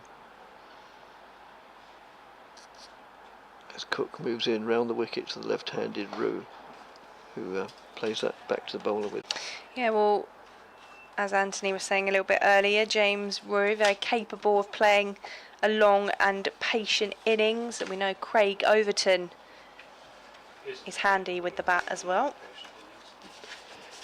Yes, David says, yesterday on at least one occasion Tom Wesley asked for a change of ball, which was declined as the old ball passed through the sizing device. As that's just played solidly, defensively, trickles out in the offside. If I remember this correctly, it was quite early in the innings, but today the new ball is doing the business. Could it be that the old ball was not very bowler friendly? Well, it could be, yes. They all seem to have, to a certain extent, they have a personality of their own. Thanks for the commentary.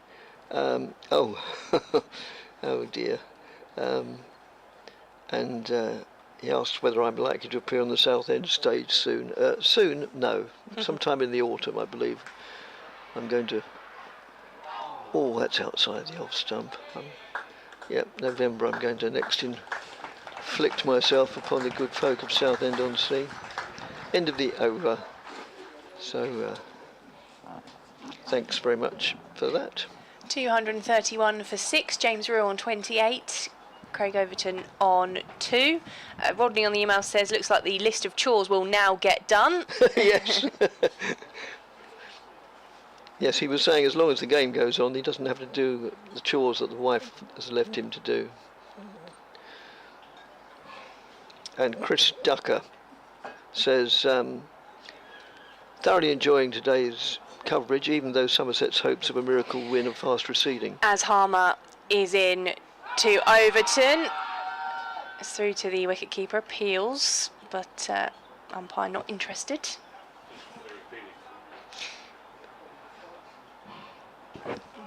Can't quite see the screen with the sun glaring on it for a replay. As Harmer is in, that's pushed up to mid-on for a single by Overton. Paul Walter, the man to do the fielding. 232 for 6. Now, wherever we adjust our monitor screen, I'm afraid the sun shines brightly on it, which makes looking at it very difficult. But on the other hand, we're not. Harmer around the wicket to Rue, defends that one, no run. We're not regretting the sunshine by any means.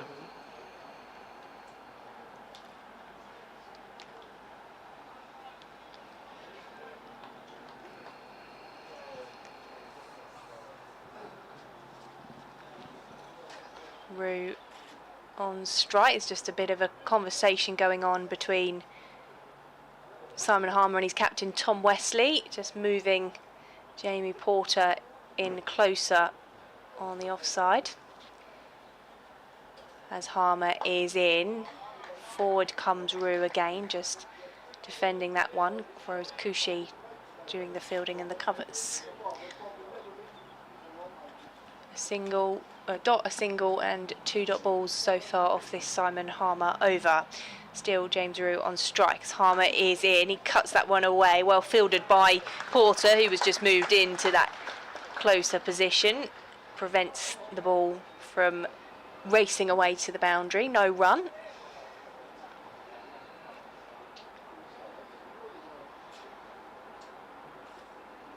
Harmer in his shades, into Rue, again defending. And that is the end of the over, so just the single to Overton off of it. He is 3. James Rue is on 28. Somerset 232 for 6. Yep, so Essex still have some work to do. But, well, from what Anthony says, and he knows the Somerset side better than most, better than probably almost anyone. They do have a bit of a tail, and this is just sort of lulling Essex into a full sense of security. But Matt Henry, Josh Davey and Shoaib Bashir after this partnership, and that's just played solidly, pushes out to mid-off. No addition to the score.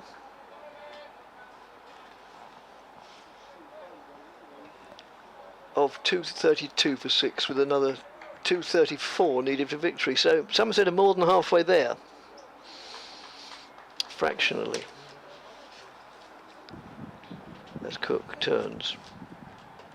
Moves in again on a glorious early summer day.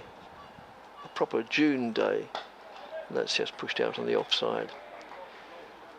Nick Brown completes the fielding. At Canterbury, Surrey need 195 to win. They're currently 306 for 3. They're bowled out for 145 in the first innings, which is quite remarkable, I thought, against Kent, who's having a pretty lean season in all versions of the game.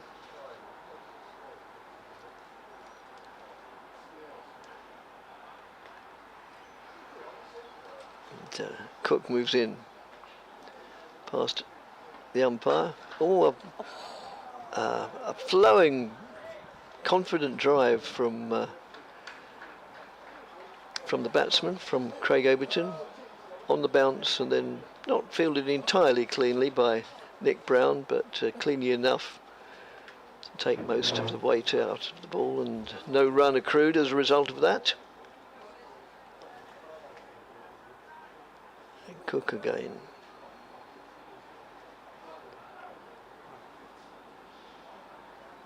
Moves in and bowls. And that's just met with a solid defence, and it again goes out to Brown.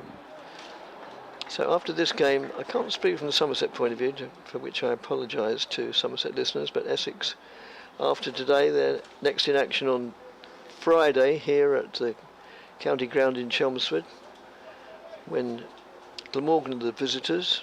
And then 2 days later they go up to HQ to NW8 to take on Middlesex at Lord's. Oh, and that's outside the off stump. Whether Overton withdrew the bat before or after the ball went past him, only he knows, but it really doesn't matter, because he certainly didn't get an edge and it went through to the keeper.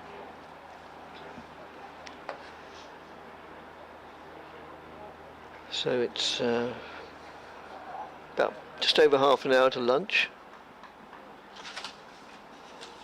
as Cook moves in again and bowls. Oh, and well, I wondered for just a split second, it clearly didn't because there wasn't even an appeal, but whether Craig Overton had got an edge to that, because as he played the shot, he immediately looked behind at the keeper. Now, often batsmen do that if they have got an edge, to see if it was held, but if he knew he didn't get an edge, and clearly the bowler didn't think he did either, otherwise he wouldn't have appealed, then... Well, I think he was looking to play the shot and then pulled out at the last second. Yes. So perhaps just making sure he'd got enough of the bat out of the way. Yes. As the ball went through to Buttleman. So the end of Sam Cook's over. Somerset 232 for 6. Simon Harmer will bowl from the river end. I will take this as my last over, and then I'll make way for Anthony Gibson to come back into commentary as Harmer is into Rue. I don't know if that took an edge, but there was a dive from Critchley that slipped. Was that? I don't know, there didn't seem to be too... Nobody seems too upset about it, did it? So, no, maybe not. There'd be considerable...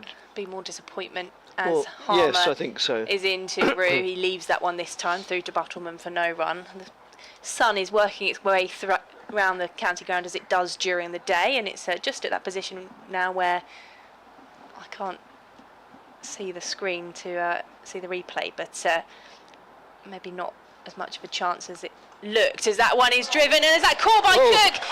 Wow, Rue looked to drive that one, it took the edge. Cook at slip takes the catch for Essex, and Simon Harmer gets his first wicket of the final day. Somerset 232 for 7. And, well, that was an excellent catch by any standards, but for a man of, well, professional cricket-wise, a man of the seniority of Alistair Cook, it was quite remarkable. He was diving a long way to his left, full stretch, and it almost gone behind him when he took that. It's a great shame we can't, because of the sunshine. Oh, here we go, you can see it now. You're just going to hold the TV there, are you? Well, just for a second, yes, I am. And, well, he dives so far, he dives out of the picture. But, yes, suffice it to say, it was a very, very good slip catch.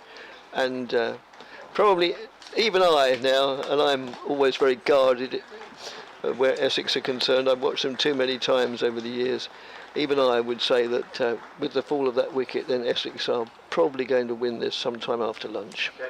So James Rue goes for 28 from 81 balls. Josh Davey will come to the crease for the visitors. 232 for 7. All the recognised batsmen out now. Craig Overton and Josh Davey at the crease, and Matt Henry and Shoaib Bashir to follow. Let's see if we've had any more emails in. No, it's the... There's quite a chat going on between Craig Overton and Simon Harmer while we wait for play to resume. Yes, as I say frequently... Hopefully a polite chat. Oh yes, as I say frequently, there's a great respect for each other amongst county cricketers. They want to beat the opposition. Of course they want to beat the opposition. That's what they're handsomely paid for. But they do respect their opponents and, generally speaking, get on pretty well. And with the mobility of players now, who knows, you're in an opposition one season and the following season you could be on the same side. Well, they've finished whatever it was that they were discussing. Yes. And Davey will be on strike to Harmer, right-hander. He just defends that one. No run. 232 for 7 now. Still trailing by 234 runs. And Craig Overton's just jogged up now to have a chat with Josh Davies in a very chatty mood. Yes, they don't meet between the halfway down the wicket. Craig Overton goes 22 yards to have a word with his partner. Harmer into Davey on the back foot, turns that one into the leg side for no run. He probably said, I've just been having a chat to Harmer and the next delivery is going to be such and such. Well, maybe we'll get Anthony Gibson's thoughts on that when he joins for commentary in the next over. As Harmer is into Davey for the final ball of the over again, just defended. Short leg picks up. End of the over, wicket maiden for Simon Harmer. 232 for 7 is the score to Somerset. Some words from Dick Davis and then I will hand over to Anthony Gibson. Thanks, Victoria, very much indeed. And so, yes, Essex had a long wait this morning before they made the breakthrough. But they did. As soon as the new ball became available, then Cook took full advantage of it with consecutive deliveries, getting Abel caught behind the wicket by the wicketkeeper Battleman for 83, and then the next delivery cleaned out Casey Aldridge very comprehensively. And this is outside the off stump. Cook still bowling, and then James Rue was the most recent batsman to go. Fell victim to a very, very good catch by Sir Alistair Cook at first slip, diving a long way to his left. And well, I think David Lloyd would say, start the coach, wouldn't he? Or something like that. Start the car. Start the car, yes. As Cook moves in and bowls, and that's just played solidly, defensively. Be interesting to see how these two do play. I mean, they're both naturally attacking batsmen. And, I'm afraid Somerset's hopes of winning this evaporated with the wicket of Tom Abel, followed rather too abruptly by the wicket of Casey Aldridge. Yes. So Cook. Abel's was the wicket that mattered. Once he'd gone, that was it. Cook walked briskly back to his mark, wanting to get this job over and done with as soon as possible, as he moves in now and brings Overton forward, plays it defensively. Steve says, thanks as always for commentary. Having watched Sam Cook break the deadlock and on the back of his recent white ball form too, once again I cry, are you watching England selectors? Well, there was a selector here, wasn't there, on the first day? To look at, I can't think who it was now, but to look at Sam Cook and Craig Overton. Oh right, I'm never quite sure who the England selectors are nowadays. Well, he was one of the fast bowling coaches, I think. Right. And that's again played confidently by Craig Overton. He's going to pick up a single. They'll think about a second. In fact, they'll come back quite comfortably for a second as it's played out square on the offside. He says, I know Josh Tong came back from injury, and good luck to him. But was that Sam's spot? 200 first-class wickets in a recently record-breaking average. What more does he need to do? Thoughts, comments, sanity check. Steve. Thanks, Steve, very much. I think he's got the same problem as Craig Overton, which is he's not quite quick enough. No. England are looking for genuine pace. As that's just played out on the onside, no addition to the score.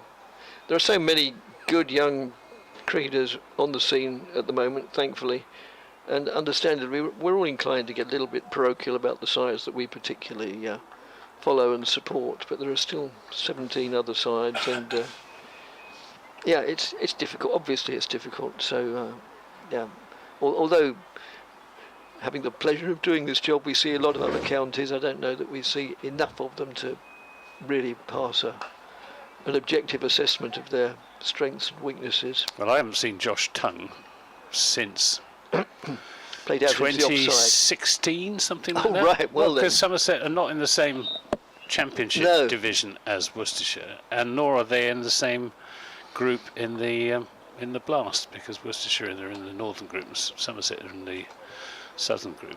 But of Josh Tongue, he does have genuine pace. He does, That's doesn't what he? the England Yes. selectors are looking for. And that's why Jamie Overton got his chance last season as opposed to Craig, because Jamie's a couple of yards quicker than Craig Overton. He's got a back injury, so at the moment, from which he's slowly recovering, but he's not in contention. As Harmer bowls to Davey, who's back on his stumps, and ball just bouncing out into the offside off his pads. He's doing quite a lot for Simon Harmer now with this hard new ball. Good move by Tom Wesley to bring Harmer into the attack straight away with the new ball, as Davey props forward. And Yes, that there's was no run. Yes, I sort of rather overlooked that. Yes, only Cook took the new ball. They still continued with spin from this end. Yes. Harmer in and bowls, gives this a bit of air and really bounces and turns that one, not taken cleanly by Will Buttleman. But that may not have been the case if Cook hadn't got rid of Abel with his first over. I mean, if no wicket had fallen, then they may have tried to spin a seam from this end as well. Harmer to Davey. Appeal for LBW, given not out. Going down, says Nigel Long. I like that when umpires indicate why they haven't given it. Yes, they're not obliged to, but No, they're not. But I think it. I mean, he just made a little, and it's hardly surprising given the amount of turn that Harmer is getting. no. Slightly surprised that Essex haven't reinforced the close field. This is Davey coming right forward and running it off an open face, but only as far as. Yes, I'm inclined to agree. I mean, yes, saving runs isn't the main. Might as well go for the jugular. Then we can all go home. Yeah, saving runs isn't particularly important to Essex at the moment. They're in that luxurious position. Harmer's in and bowls, and this is turned away, and there will be should really be 2 runs there, as Ben Allison had to go tumbling over to make that stop, but maybe Craig Overton quite happy to stay at the non-striker's end for the next over from whoever it will be. Cook, no, Porter. Porter. Yep. Yeah, it's Jamie Porter's going to bowl. Yeah, I was a little concerned for the welfare of Allison for a moment, because not making a meal of, but tumbling over and getting in a bit of a tangle, feeling that ball. He stayed down for several seconds, and but he seems okay now. No need for heroics in the outfield under these conditions, apart from taking catches, of course, but the odd one run here and there probably will not make much difference in the final result. So Porter moves in, bowls. That's outside the off stump, goes through to wicketkeeper Buttleman. Will Buttleman learnt his trade in. He's a very excitable wicketkeeper, as Will. He is, yes. Jumping Yes. up and down and leaping Yes. here and. Yeah, played for Brentwood, as did Allison. And Buttleman, the Buttleman family have had quite an influence on Brentwood Cricket Club. His father, Joe, has been a tremendous servant of the club. That's outside the off stump. They have an international day, Brentwood Cricket Club, later in the year. They've sent me details of it. I think it's sometime 11th of August seems to ring a bell. If you go on their website, it's always a good day. The PCA team there. Yes, I'm pretty sure it's 11th of August, day before the glorious 12th, as it's known. As Porter moves in again and bowls. That's just played pleasantly. Oh, and evades Allison at backward point. He goes through. They go through for 2 as he is in pursuit. The throw comes in to the aforementioned Will Buttleman, who, yes, is quite a lively, excitable character. We got Mark Long taking responsibility for the dismissal of Tom Abel. I just tuned into the commentary, and within 3 balls, Tom Abel is out. Sorry, I'll not be listening anymore today. Well, I don't think I wouldn't blame you for not listening, Mark, but I don't think you're really responsible. No. I'm not sure I'd bother to be listening if I was a Somerset supporter. I'm afraid that Somerset hopes have disappeared. Porter moves in, bowls. That's played solidly, defensively and correctly. But they've got their pride to play for. Yes, very much so. And they won't want to give it away. Certainly not Craig Overton, who appeared to be having quite a set too with Simon Harmer. A lot of finger pointing. I suspect it may have been to do with his dismissal in the first innings. It's interesting. I didn't get the impression it was a set 2, as you put it. I thought it was quite amiable and affable, and they've had plenty of opportunity to discuss it since then. That's outside the off stump. Anyway, Overton, Harmer was only responsible for the wicket in as much as he delivered the bowl. Thereafter, it was fielder and the umpires were the main participants in the discussion. Still, such is life, such is cricket. As Porter moves in and bowls, and that's worked away pleasantly down to fine leg, very fine, for 4 runs. And Cushy comes round from long leg to retrieve it in front of the that part of the whole ground is sun drenched, but that particular corner is a real sun trap, and that's usually where the sun worshippers gather, in that little corner. The sun worshipper in front of us here in yes. In what do they call this? The press box stand or the riverside stand? Riverside stand. Riverside stand. So, yes.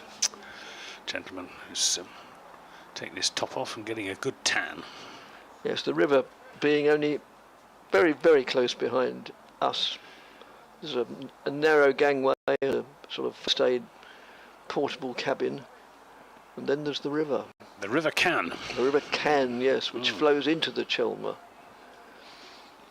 and ultimately into the North Sea. So it's Harmer to Overton, and this is brilliantly caught, quite brilliantly caught at backward short leg by Matt Critchley, flinging him. He anticipated that so well. He did, didn't he? Yes. He was moving even as Overton played the shot and took it well away to his left, and that's the end of Craig Overton.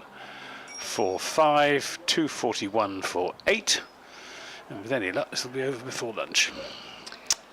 Well, one more and then they can more or less carry on. The extra half hour, can't they? And Critchley again proves what an all-round good signing it's been for Essex at the beginning of last season. So Overton made just 5. I'm surprised it's as few as that. I thought he'd been in long enough to get more. But he was mainly concentrating on defence, somewhat out of character. And the wicket falls at 2:41. I'm not sure Matt Henry is going to concentrate much on defence. No. Judging by the shot he played in the first innings, he was out first ball, having a great wahoo. And hit it back to Harmer. Yeah, that's right. Matt Henry caught and bowled Harmer. Caught and bowled sounds as if he's just sort of patted it back to him. In fact, the ball went miles up in the air. And Simon Harmer positioned himself underneath it. Oh, I don't think I read Jerry's email. Thanks for the excellent coverage being enjoyed here in sunny Blackpool. I go up there in about a month's time for a championship game against Lancashire.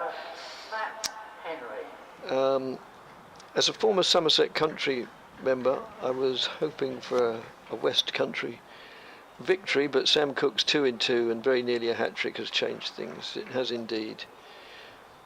Mention of hat-tricks reminds me of one I heard on the radio as a youngster in 1957. This is Henry just pushing it into the offside, and a very restrained shot from the New Zealander, and he's off the mark with a single. 242 for 7. Yeah, I'll come back to your email at the end of the over because there's a seamer at the other end which gives us more time to. So Josh Davey on strike.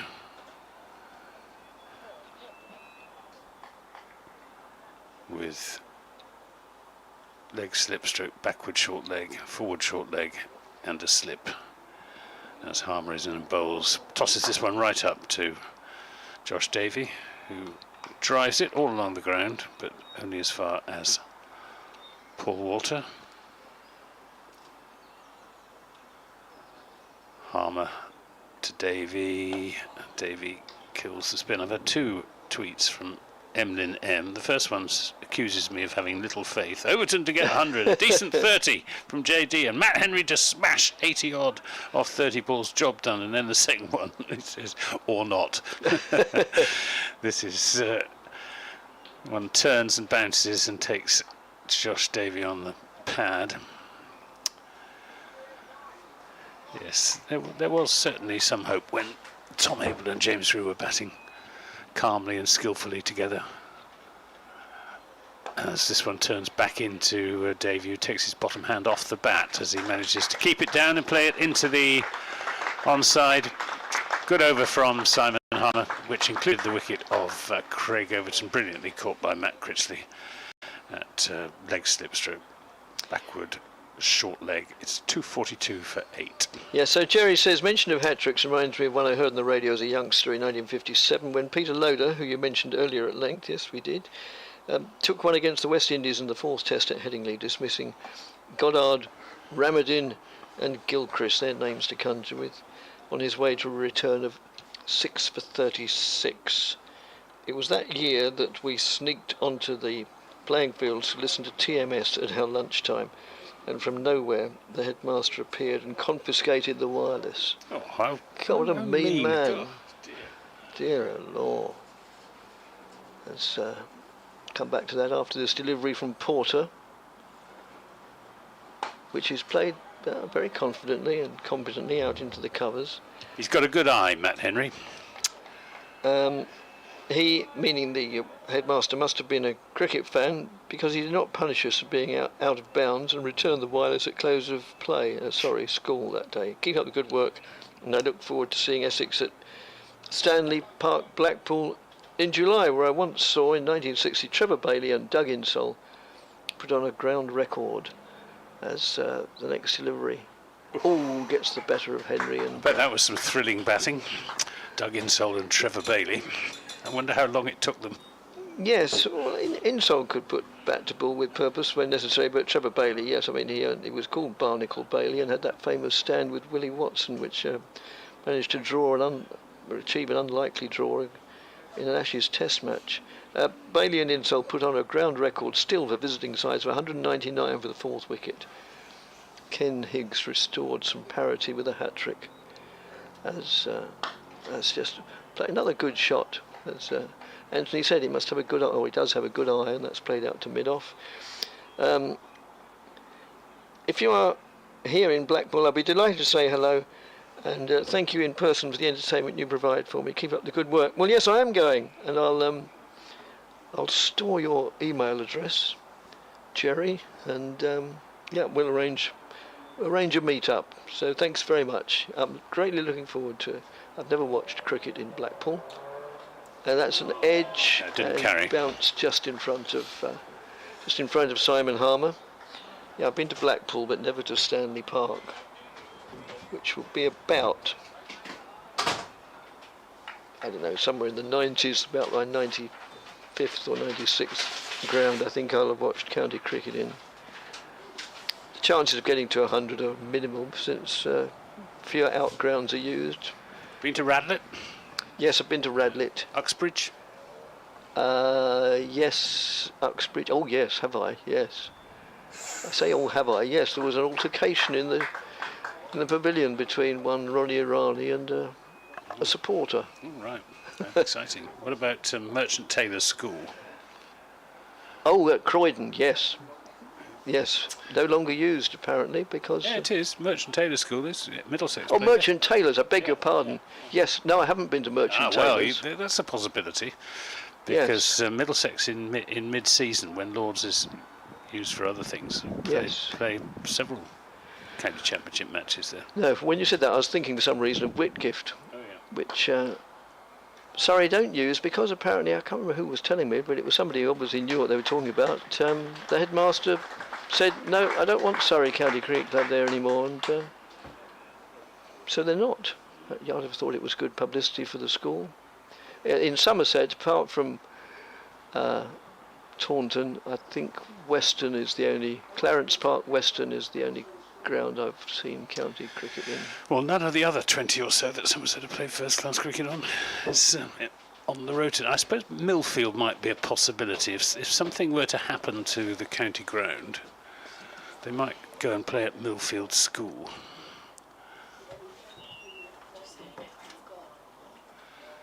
New over from Simon Harmer, 242 for 8. That was a maiden from Jamie Porter.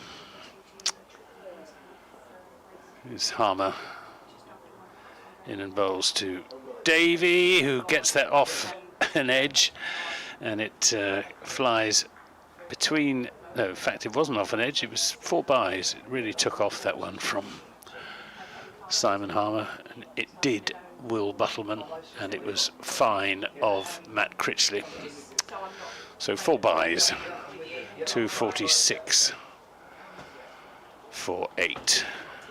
220 more needed to win, so the winning margin as things stand, if the 2 wickets were to fall without any further addition, would be 219 runs, as that's defended by Josh Davey, who's batting very calmly, determinedly. Yes. Again, he gets his nose over the pitch of that ball on Midland leg. Still just the 2 short legs and slip in catching positions. As Harmer is in and bowls and comes off the inside edge of Josh Davies' bat. And all we got to go to lunch, 5 minutes, so unless a wicket falls in this or the next over, we'll be back after lunch. And this is, oh, it nearly was a catch to Matt Critchley again, just eluding his right hand. It's gone down to the boundary. In fact, it wasn't a catch, it was a leg by off the pad. Critchley evidently thinks it might have been a catch. He's still lying disconsolately, or at least pretending to be disconsolate, on the deck, and that must be the 250, and there's the voice of Tractor ringing out across the ground. Never say die, Tractor. Harmer bowls. This is shorter and quicker and played into the offside, and Davies steals a single, 251 for 8. Moves on to 8. It means he'll have the strike at the beginning of the next over, which I fancy will be the last over. Yes. Before lunch. Thanks, Gary, who points out that the over rate is plus 14. Yes, that's very unusual to see that, but there've been a lot of overs bowled by spin. And well, we've had 35 overs so far this morning. Yes. So both sides have got on with it a lot. So yes, it's unfortunately they can't carry those plus points onto another game. They only apply per game. But yes, I was talking about that as I was walking to the car park with the Essex scorer Tony Choate last night. And they're calculated at the end of every session apparently. I didn't realise that. As Porter moves in and bowls. That's just played solidly. We've got 2 more emails to try and get through them before lunch. Leslie says, Dick mentions that a tied result would be an interesting one, although not likely now. No, certainly not. I recollect seeing a really exciting tied finish at South Church Park about 20 years ago when the match ended with the ball from Michael Kasprowicz. fantastic. Anyone know who Essex were playing? No, not offhand, but all that's withdrawn, goes through to the keeper. I saw a tie here. Did you? Commentated on it, but that was in the 50 over competition. All right. When James Foster, Somerset looked to be winning it absolutely hands down, and James Foster played a lone hand for Essex and carried them to a most unlikely tie with some brilliant cricket. As Porter moves in and bowls, and that's just played solidly defensively, back to the bowler. So no, but I'll look it up. That'll be my homework during the lunch interval, to see who that tie was against at South Church Park. I'm aware that I ought to know, since I spent most of my life living in and around Southend, but I don't know, and I'm quite happy to admit it, and we'll look it up. Graham in Burnham-on-Crouch, famous yachting area. Oh, and that goes off the edge along the ground, fielded at the second or third attempt by Cook. Just thought I'd like to say how well I think that Battleman has done behind the stumps in this match. I don't think he's put a foot wrong. And I always think the sign of a good wicket keeper is one that you don't notice. Yeah, I couldn't agree more. Yes. If you don't notice them, it probably means they're doing a good job. He's a bit slimmer than Adam Rossington, isn't he? Yes, he is, yes. A bit younger. As Porter moves in, bowls. Oh, and that zips by outside the blade. And 1, 2, 3, 4, 5 deliveries have gone, and it's, what does it say? It says 12:59 on the scoreboard. So probably, although Porter's running as if they want to get in another over, because I think they're going to be hard pressed. But still, you never know. As Porter moves in, bowls. And that's whipped away. That'll probably definitely make it the last over, because it'll take some time to retrieve the ball from over the rope just behind square. Still 12:59. Although Cushy runs after it, aware that there's some degree of urgency. up the other end already. Yes, it only depends on where the umpires are, or the umpire at the bowler's end. Nothing still else. 12:59. Yeah, so there will be another over. Be the 37th over of the morning. I don't think I've seen 37 overs bowled in a morning for a long time. No. Not since the heyday of Hyderabad down at Taunton. Jack Leach and Don Bess operating. So it's going to be Simon Harmer to Matt Henry, and this is just chipped into the onside by Henry, and they will come back for a second run as Ben Allison does the fielding. You can hear the Radio Essex cue coming over for Dick's 1 o'clock report.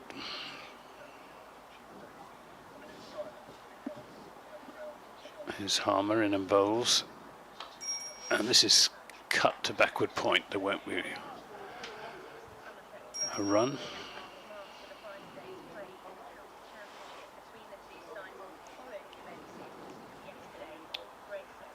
Harmer to Henry, tosses it up. Henry not to be tempted, just plays it quietly back up the pitch. 3 balls to go, in which Essex need to take the 9th Somerset wicket if we're going to have the extra half hour. Oh, I think that was off the pad. It went between the 2 short legs.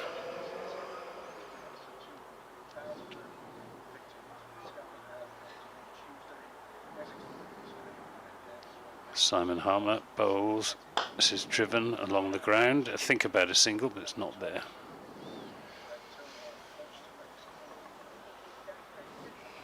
So last ball before lunch. Just going to get it in before Dick does his report, I think.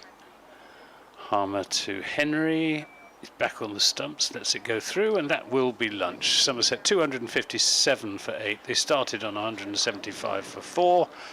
So they've added 82 runs this morning, but they've lost 4 wickets in the process. The 2 crucial wickets, those of Tom Abel, who was caught behind off Sam Cook with a new ball for 83, and James Rue, who was brilliantly caught by Alistair Cook off the bowling of Simon Harmer. Oh, we're going to have more overs. Over to you, Dick, anyway. Presumably the umpires have discretion to take the extra half an hour if either 8 or 9 wickets have fallen. Well, yes, I'm quite dumbfounded, actually. I'm not aware of any change in the regulations, unless there are. They occasionally creep these things in, but I mean, there's no reason to think that Shoaib Bashir can't bat, is there? If they'd already declared at the beginning, stated at the beginning of the innings, we're only going to bat 10 players. Good common sense decision, though. Yeah.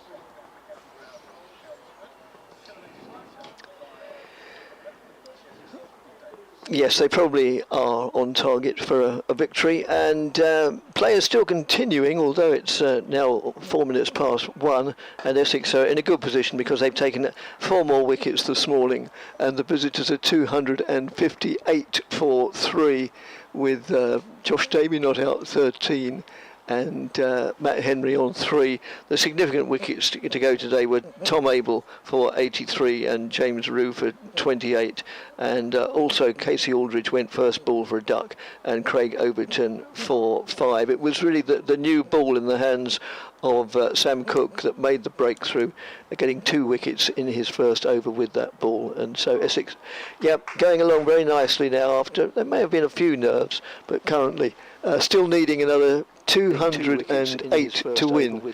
The visitors are 258 for 8. And Porter continues to bowl, which I really can't. I'd even switched off my laptop to look at the emails, thinking, well, that's it done for 40 minutes or so. As Porter moves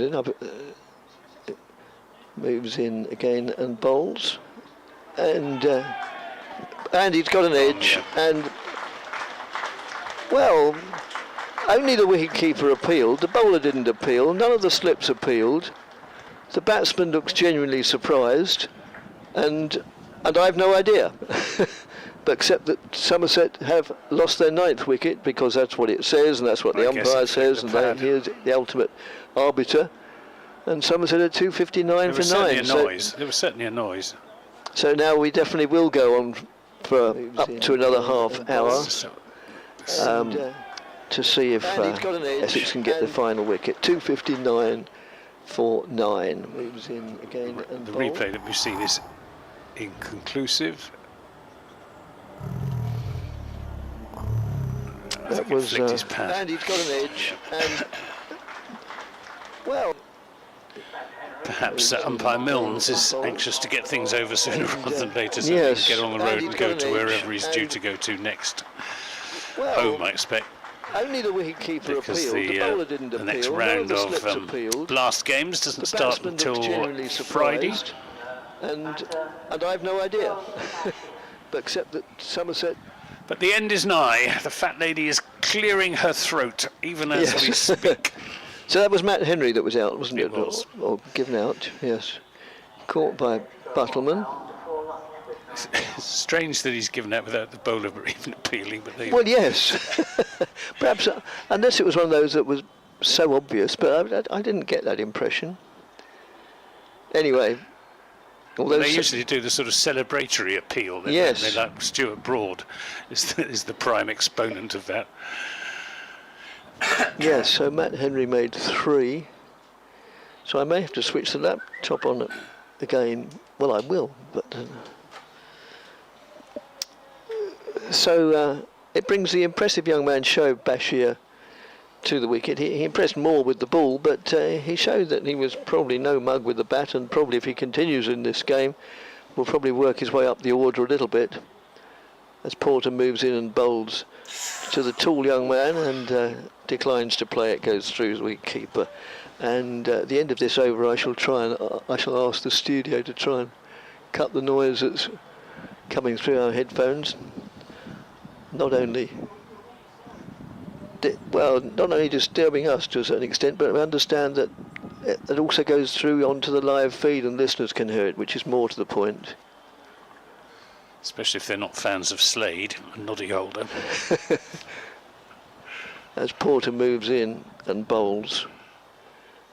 And that's just played very, very pleasantly, very nicely by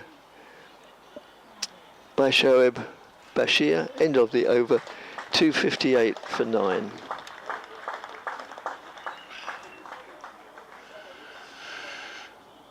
Yeah, well, the last rites being enacted here. Somerset, as things stand, will lose this game by 207 runs, which is a pretty comprehensive thrashing. Game really lost in that Somerset first innings when they were bowled out for 167. Sean Dixon, to his eternal credit, carrying his bat.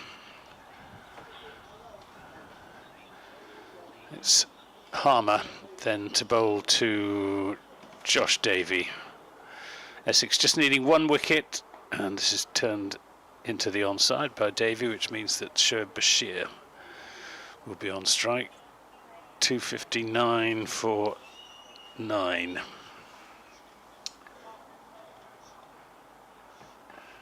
What was the year? 1975, something like that.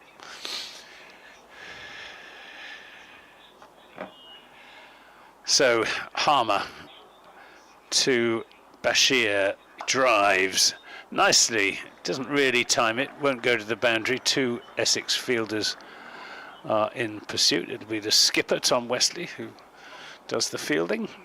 261. 261 for 9. Ski Sunday.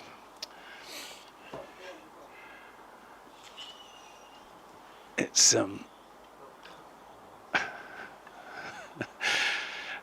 Harmer to Bashir. Oh, and did he get an edge to that? It's running away down to the boundary. It's buys. Can we cut the feed, please? It's still coming through our headphones. Okay, fine. Thanks ever so much. Thank you. Okay. Cheers. Bye. Retrieved. 4 buys. Poor old Will Buttleman. He's have quite a lot of buys credited against him, which is a bit unfair, as Bashir back on his stumps defending, because Simon Harmer's getting a lot of turn and a lot of bounce, and it's not at all easy for wicket keepers. This is a big swing, and it's gone down the ground, bouncing away to our right through wide mid-on for 4 runs. Bashir moves on to 6. This is a big swing, and it's gone down the ground, and it means that the margin of victory will be less than 200 runs, which is not sure is any consolation really, but it looks slightly better, I suppose. Harmer to Bashir. He's stretching forward and plays that well, in fact, and that's another over gone by. It's 8 overs, isn't it, the extra half hour? Yes, of course it is, yes. So we must have had 3 overs since 1 o'clock, so I guess we got probably another 5 overs in which Essex will be striving to take this last Somerset. Unless it was from the fall of the 9th wicket, which wasn't until well after 1 o'clock. No, I think it was definitely. They must have discretion for yeah, the 8th, maybe. or if they think a result is possible. I suspect that's what the wording is. Yes. Thanks, Jerry, very much for getting back to us. And as regards Stanley Park, he assures me I'm in for a pleasant time. Good, thank you. It's a delightful ground, and usually plenty of runs. Excellent. Thanks, Jerry. I'll be in touch. That is caught by Buttleman off the edge, and Essex have won by 196 runs. Thank you for doing the arithmetic. 196 runs, and so they win at 113. I make that, but it doesn't really matter. It's the odd minute or two. But, yeah. So that final wicket was that of that is Josh Davey, caught by Buttleman, who was caught off the edge for 14 by Buttleman off Porter, leaving Bashir not out 6. And so, yeah, caught by Buttleman. Can't be denied it was a comprehensive victory by Essex in the end. How much the toss affected that result, we will never know. Of course, we can hypothesise. And well, I think Somerset batted poorly in their first. They first did innings. actually. That was the real difference. The pitch for when Somerset batted wasn't that different to the pitch on which Essex had scored 462, and Somerset only scored 167, and a first innings lead of 295 was a huge millstone around Somerset's neck, and they fought hard in the second innings with some good knocks from Tom Lammonby with 59 yesterday. Tom Abel, of course, 83, out to a good one with the new ball from Sam Cook. Tom Kohler-Cadmore batted sensibly for his 25 yesterday evening, and James Drew for 28. But 466 was always going to be too high a mountain for Somerset to climb, especially against this good Essex attack featuring with Seamer, Sam Cook and Jamie Porter, and probably the best spin bowler in the country in the shape of Simon Harmer. Yes. So many congratulations to Essex. They well deserved their win, and Somerset have got some thinking to do before their next championship matches come up in July.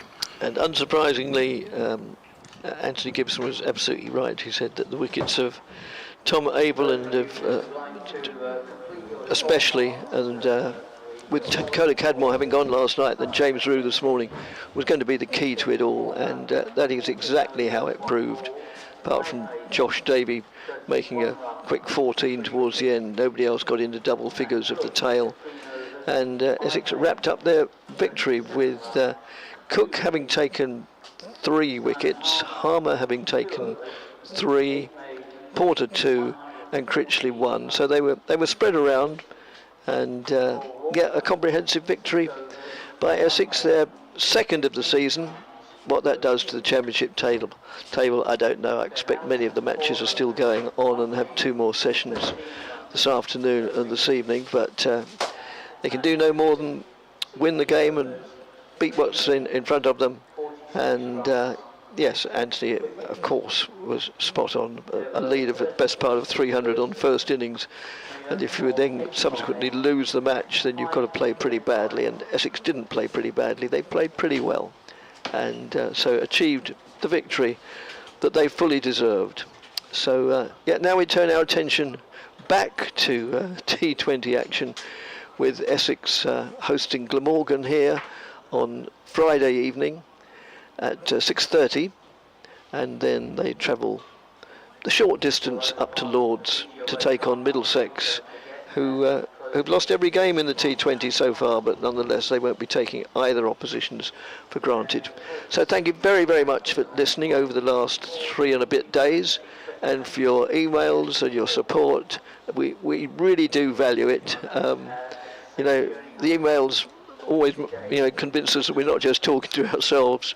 And yeah, most of the things you say are really, really interesting, and yeah, we thank you warmly for them.